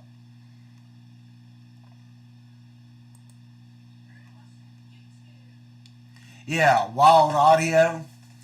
They've got the Les Paul that's got that like little squiggly horn thing coming out of the lower horn, isn't it? Yeah, Agile. You know, Agile's a guitar company. They were making some really cool guitars. They were doing a lot of fan fret stuff, 7-string stuff.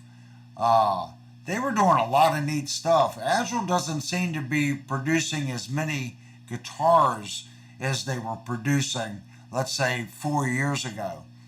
I think they're still making the Agile Les Paul, the LP. I've always heard that that's a great guitar. I don't know. Yeah, Agile did go up in price, but from what I understand, Agile is a very solid guitar.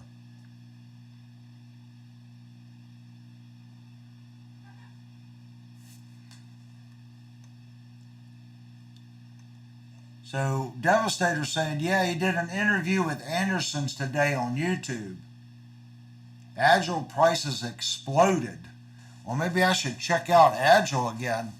I was under the impression their LP guitar was at $399 the last time I checked it. And they had a couple different models. But Agile, when I was looking at them, the 6-string and 7-strings that I liked were at the $650 price point. Gene says Agile puts all high quality parts on their guitars. They don't sell the cheap guitars anymore. Everything is $450 and up. Yeah. It doesn't sound like they changed too much, because I was looking at a Super Strat 6-string, and they don't make that model anymore, and it was right at $600. This would have been 3 years ago. And you know, for what you were getting, I think it's a solid instrument. I'm also looking at a Harley Benton neck through. comes from Harley Benton with retro EMGs. And I know that's a solid pickup. I've had guitars with the retro EMGs in it. Factory with that, hip shot bridge, hip shot tuners on it for basically $600, and it's neck through. I mean, for $600 a neck through guitar with factory EMGs and hip shot equipment, that's hard to beat, guys. Think about if you bought a Dean or a Schecter or a Kramer or any other company that had those specs, neck through with EMGs and hip shot parts. It would be $1,200 plus, and the Harley Benton is right at $600. So I thought about picking one up just for that reason, but we're on a budget right now, so I think we're just going to do the JS. We got 90% on the Jackson, so we'll go ahead and order the Jackson for review. They have a neck through LP around $600 now. Yeah, Agile was a good guitar. Well, I guess they're still good. I think, and I'm guilty of it too, guys. I think we really expect really too much. I mean, I'm a professional woodworker. I program CNC machines. I spent all day today milling teak. And if anyone's familiar with teak is an awful, awful, awful wood to work with. It's hard, and it chips, and it's oily. And did I say it's hard? And it's oily, and it messes up your tooling. You've got to slow your machines down. Well, you got to speed up the RPM and slow your feet per minute down. You got to clean. You got to constantly clean with denatured alcohol and acetone the bits because of all the oil in the teak. And the dust collector, when it first comes out of the machine, it just sticks to the inside chute where the dust collector is, and it's just a mess. So all day today I was milling teak. But I think as a woodworker, I expect a lot out of these companies. $300, I could not build that Firefly guitar for $300. I couldn't buy the parts to build that guitar for $300. Even if I had a CNC machine, okay, and it was dedicated just to run necks and bodies, there would just be no way. I would have to order in bulk to the point where I'm going to have so much investment in bulk parts to make $50 on that guitar to mass produce it, and there'd be still no way I could do it at $300. I would come in at the $650, $700 price mark, and I probably still wouldn't be making anything on it. To be honest with you, it would have to be done with guys that just hit start on the machine. You would have to minimize your hand hours on the fretwork and the paint work. I don't know if I can do it for $750. And we're talking about not one or two guitars. We're talking about scaling it. Ordering enough material, setting up the programs, making the fixtures. Let's say doing 1,000. I don't know if you could make money. To be honest with you. And I've heard other companies like Sir still using pin routers. I guess that's why you're paying $5,000 for a Sir, because there's no way you can produce an instrument with a pin router and expect to get, I shouldn't say expect to get quality results. They do. What I'm trying to say is the numerated control is the future. I won't even say it's the future, it's now. It's the has been now for several years. For a company to still be using a pin router, that's crazy. The CNC if you have a good programmer and you have a good operator, is far more accurate than any pen router will ever be. Um, Gibson and all these companies that are still using these older machines, they're going to either have to change their tooling and come up to modern day, or they're going to go out of business. Uh, these guitars, $300 guitar, that's, Firefly isn't building that guitar. Court, all these other companies, Sazmac, all these other, they're just mass producing. There's just rows of CNC machines, and they're just cranking out bodies. If Epiphone wants X, they're going to look at how can we change this tool path, make this guitar, and this guitar. Court makes a lot of cool guitars, and if you look at their guitars, it's a hodgepodge of parts from all these different manufacturers from companies that they build for.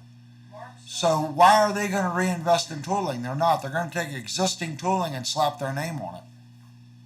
Mark says Skype's only going to let him do one picture at a time. Okay. Devastator had told him that, he couldn't send more than 3 at a time or it takes forever. Yeah, I got the first picture. I'm seeing there's 4 photos, 3 of which have not loaded. So I've got the first and second one. So the third file is 1.8 meg, the fourth file is 2.7 meg, and the fifth file is 2.1 meg. Now, it shouldn't take long, but Skype is old school technology. So I'm going to click on the first photo. I'm going to go to display capture. We are now going to look at Mark's stuff. And of course, he's showing off his wall of amplifiers. And I like 412 cabinets. That is what they call a wall of sound right there. That is definitely cool. I'm trying to see, that looks like a Charvel right here. I likey that. That is definitely cool. Let's go to the next photo here.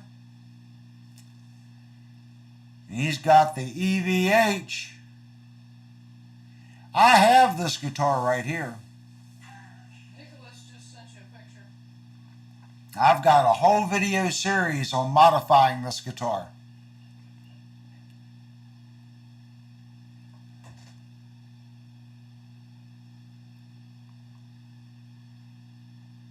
Let's go to the next picture.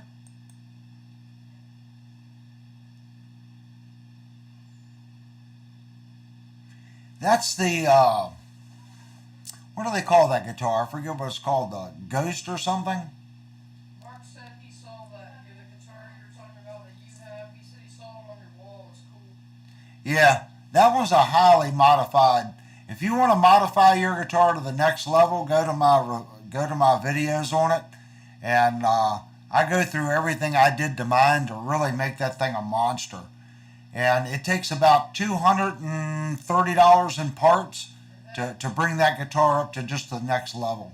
The white, red, and black guitar picture you have up, he said it's the John 5 Ghost. Right, yeah, I figured it was a Ghost, John 5 Ghost. Oh my gosh, he's got Marshalls in his bedroom. Okay. This guy sleeps with his Marshalls. He's dedicated. And he's got his Gibby right next to the bed.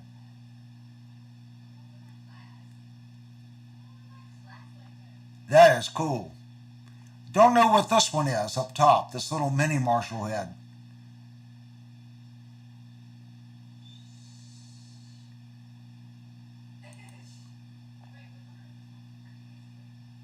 He's got the Bugera. He got his stomp pedals. Mark said it's a modeling. Oh, that's a Marshall modeling amp. I almost bought a Bugera. And I was looking at it, and Mike, one of the moderators, talked me out of it and told me if I was going to spend the money and I didn't want necessarily new to get the Egnator. So I ended up getting the Egnator.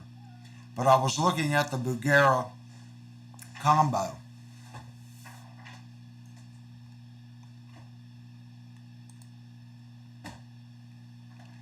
Now this amp right here, this line 6 amp, I'm going to tell you, do not sell this amp.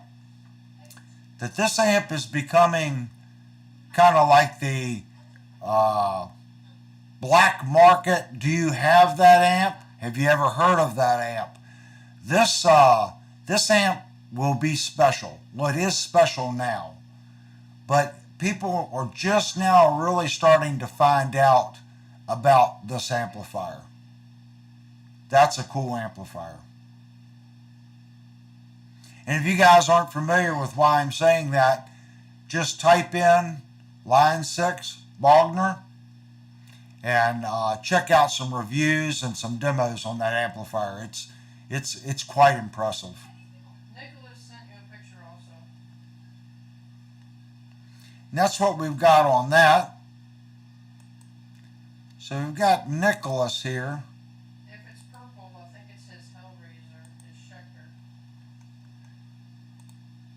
Here's Nicholas's Schecter. I think. I like that. That's got the burst, the purple burst.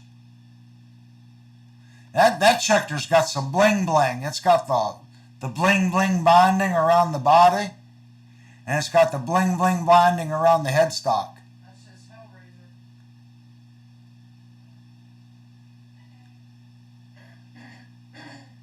Yeah, that one's all blinged out. And check and make sure no one else has sent anything. Don't see anything else. Devastator said his is the red one. I guess he has a red Hellraiser. We can go back. I think Devastator has sent us pictures of his Hellraiser, I think. Nicholas said he bought the purple one you just showed. He bought that one right. Yeah, this is Devastator's Hellraiser, guys. Right here. His has got the bling bling going on too. Got the bling bling on the headstock.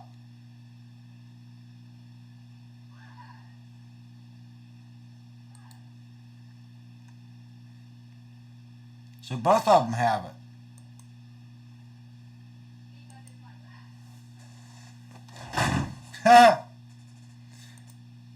Oh, I just closed the wrong window trying to get back to the chat.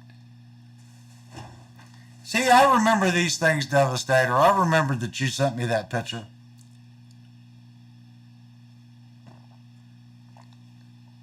I didn't know Schecter sold direct. You didn't show Devastators. Yeah, I did. Well, it didn't come up. I showed Devastator's red guitar. Did you all not see Devastator's guitar? The red one? I'll go back. I must have pushed the wrong button. Alright, hold on, guys.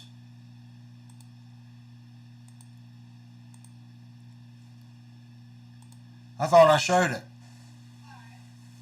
Did we see the, do you see it now? Yeah. That's the red one. It's got the bling bling on it too. Right here. I must have actually clicked out of the display capture and didn't realize it.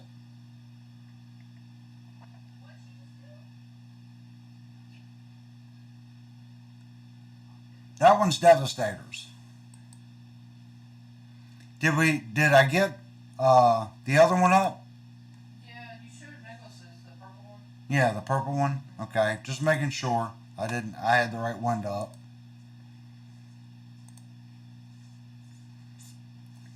Sorry, Devastator. You all are probably like, what's he talking about? Bling bling on this guy. No, we don't see it. I thought I was on display capture. I'm in Skype just looking at the photos.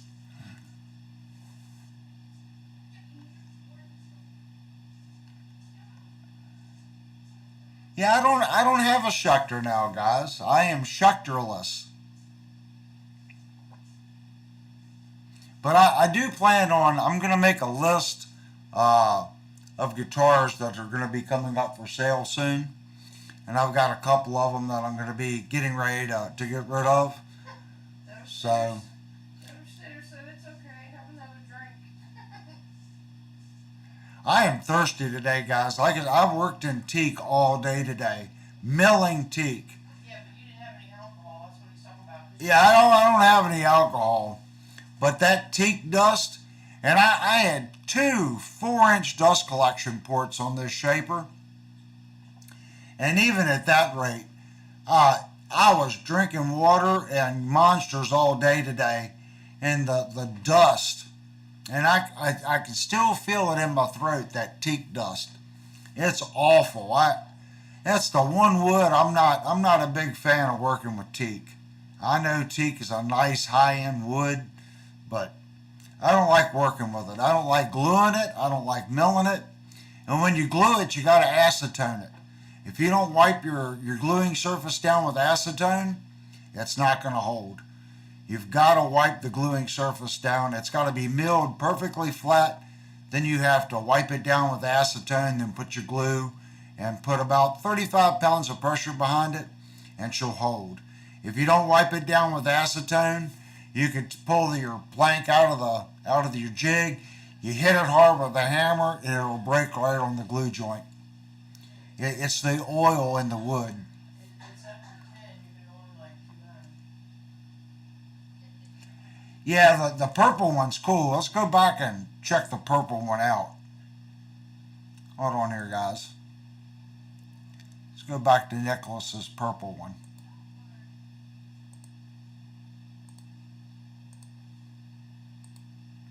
Here's Nicholas's purple one. Now, Nicholas's has got a burst. Devastator's is just red. It doesn't have this burst here. So that's adding a lot of depth to the finish on the guitar, is that burst.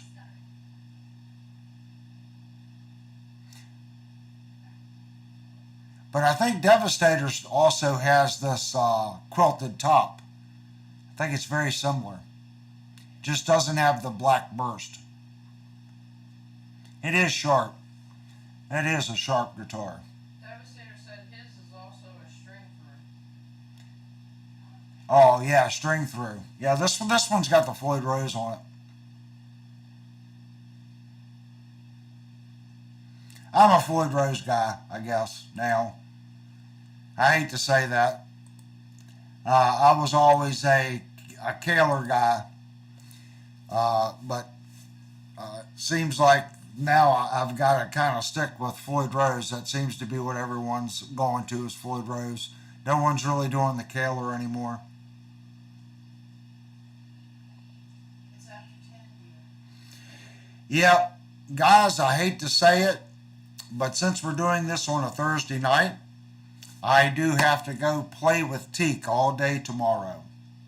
I have probably another 200 or 300 board foot of the stuff that I have to run before Monday. Mark said there should be a couple more there now. He must have sent you more pictures. Oh, Mark said he sent more. Hold on. And then Nicholas sent a last picture. Oh!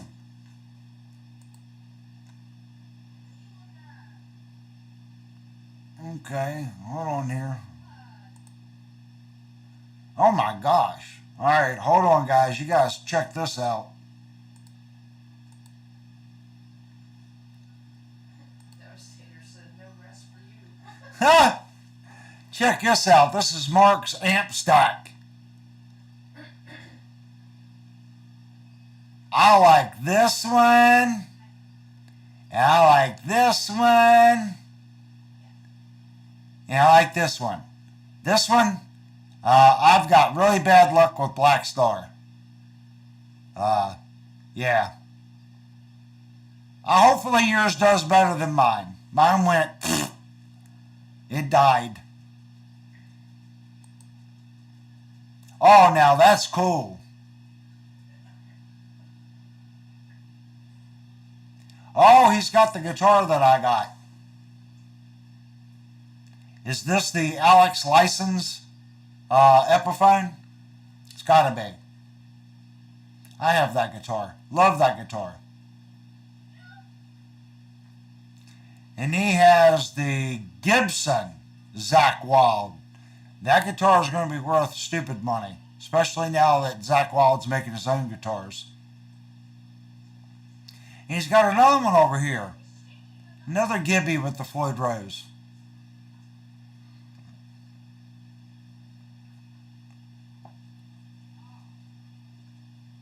I like the Zildjian clock.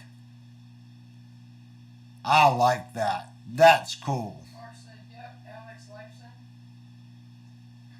Now, is that one, now Mark, mine does not have the Piezo saddles. The version before mine actually had pickups in the saddle of the bridge. I don't know if yours has the pickups in the saddles of the bridge. That was something they did away with on the last production run. But the first generation Epiphone Alex license actually had piezo pickups in the saddles on the Floyd Rose. He said, I don't think so. Yeah. So you have the same gen that I have.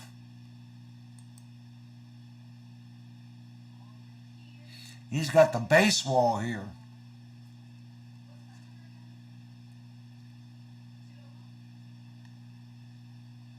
Got the stage lights. He's set up. Like the tweed case, right? I'm a sucker for tweed cases. The Funny Honey bought me a tweed case for Christmas year before last. I like tweed cases.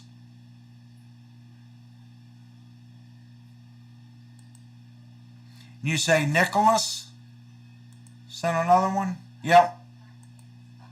Is that all the pictures Mark sent? I think that was the last one on that group. Last picture on Mark's group, I think. There was 3 that said they were still loading. Oh, that's Nicholas's. This is Nicholas's guitar.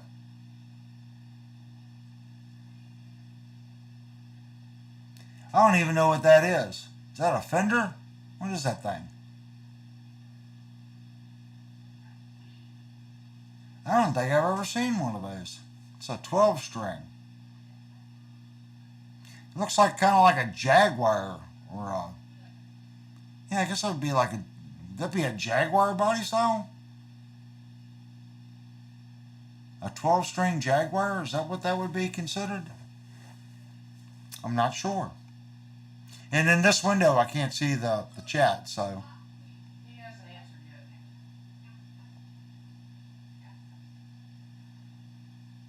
He said it's a Fender 12 made for 2 years, 64 to 65. Wow. That's pretty cool. You might want to see if Mark's photos have loaded yet. Let me go back to Mark and see if these other photos. Yeah, see guys, this is Skype right here. See, we're still waiting on these 3 files.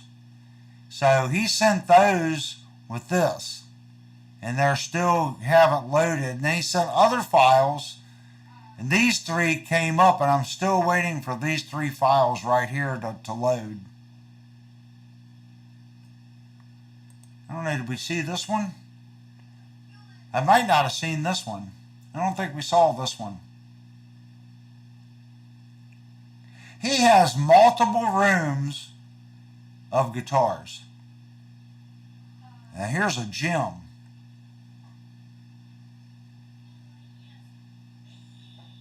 That's pretty cool. He said they look like that on his end, so he doesn't think they're going to load because they look the same on his end. And then he said, and I don't even play guitar. Oh my gosh.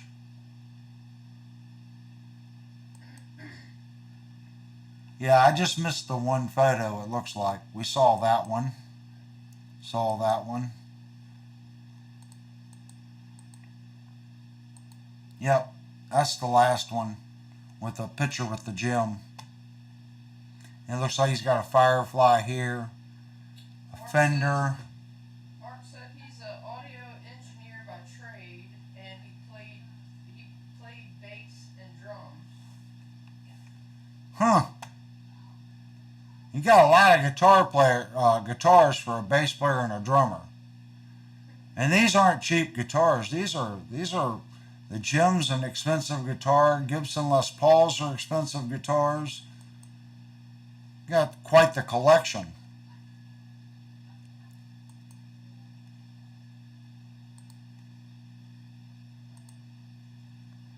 I have quite a few guitars too, and I don't think that I have that kind of money tied up in guitars.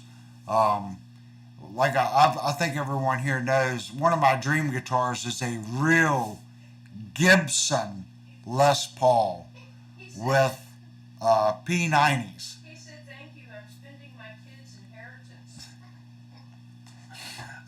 Well, when you pass on, you got to make them work for it. They can sell them off, and you can put in the will that you can only sell this Gibson if you get at minimum this price, and it has to go to a guitar lover. You can make it all kinds of complicated for them. You can put like, okay, the Ibanez has to be sold in this state for this amount of money for someone that does this for. You can just make it to where they're like, oh, Tater said, "That'll teach them." that's it. That'll teach them exactly. Huh. All right, guys. Like I said, I think we're gonna call it a night tonight. I'm gonna call the Thursday night stream successful. We actually had a lot of people come in tonight, and we really this is what the live stream is supposed to be. Just sharing photos, chatting, and talking. Play a little music, but more just about sharing experiences and talking about gear and music. That's what it's about. Okay, guys, we're not gonna do a stream tomorrow night, but Saturday night, we are doing a live review on the Squire, and I'll show you the guitar.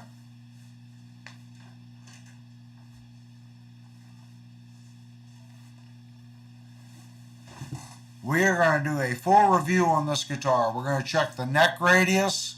We're going to check the pickup output. Go through and look at the string action height. Look at the neck relief. And of course we'll play the guitar and see what it sounds like. And of course we'll do a general fit and finish on it. I can already tell you that I like this guitar. I've always liked the Stratocaster, but I've always had a problem hitting the volume knob with my hand. And with this Telecaster electronic system that they've put in, I don't have that problem with this Strat. So we'll be doing a review on this guitar on Saturday night.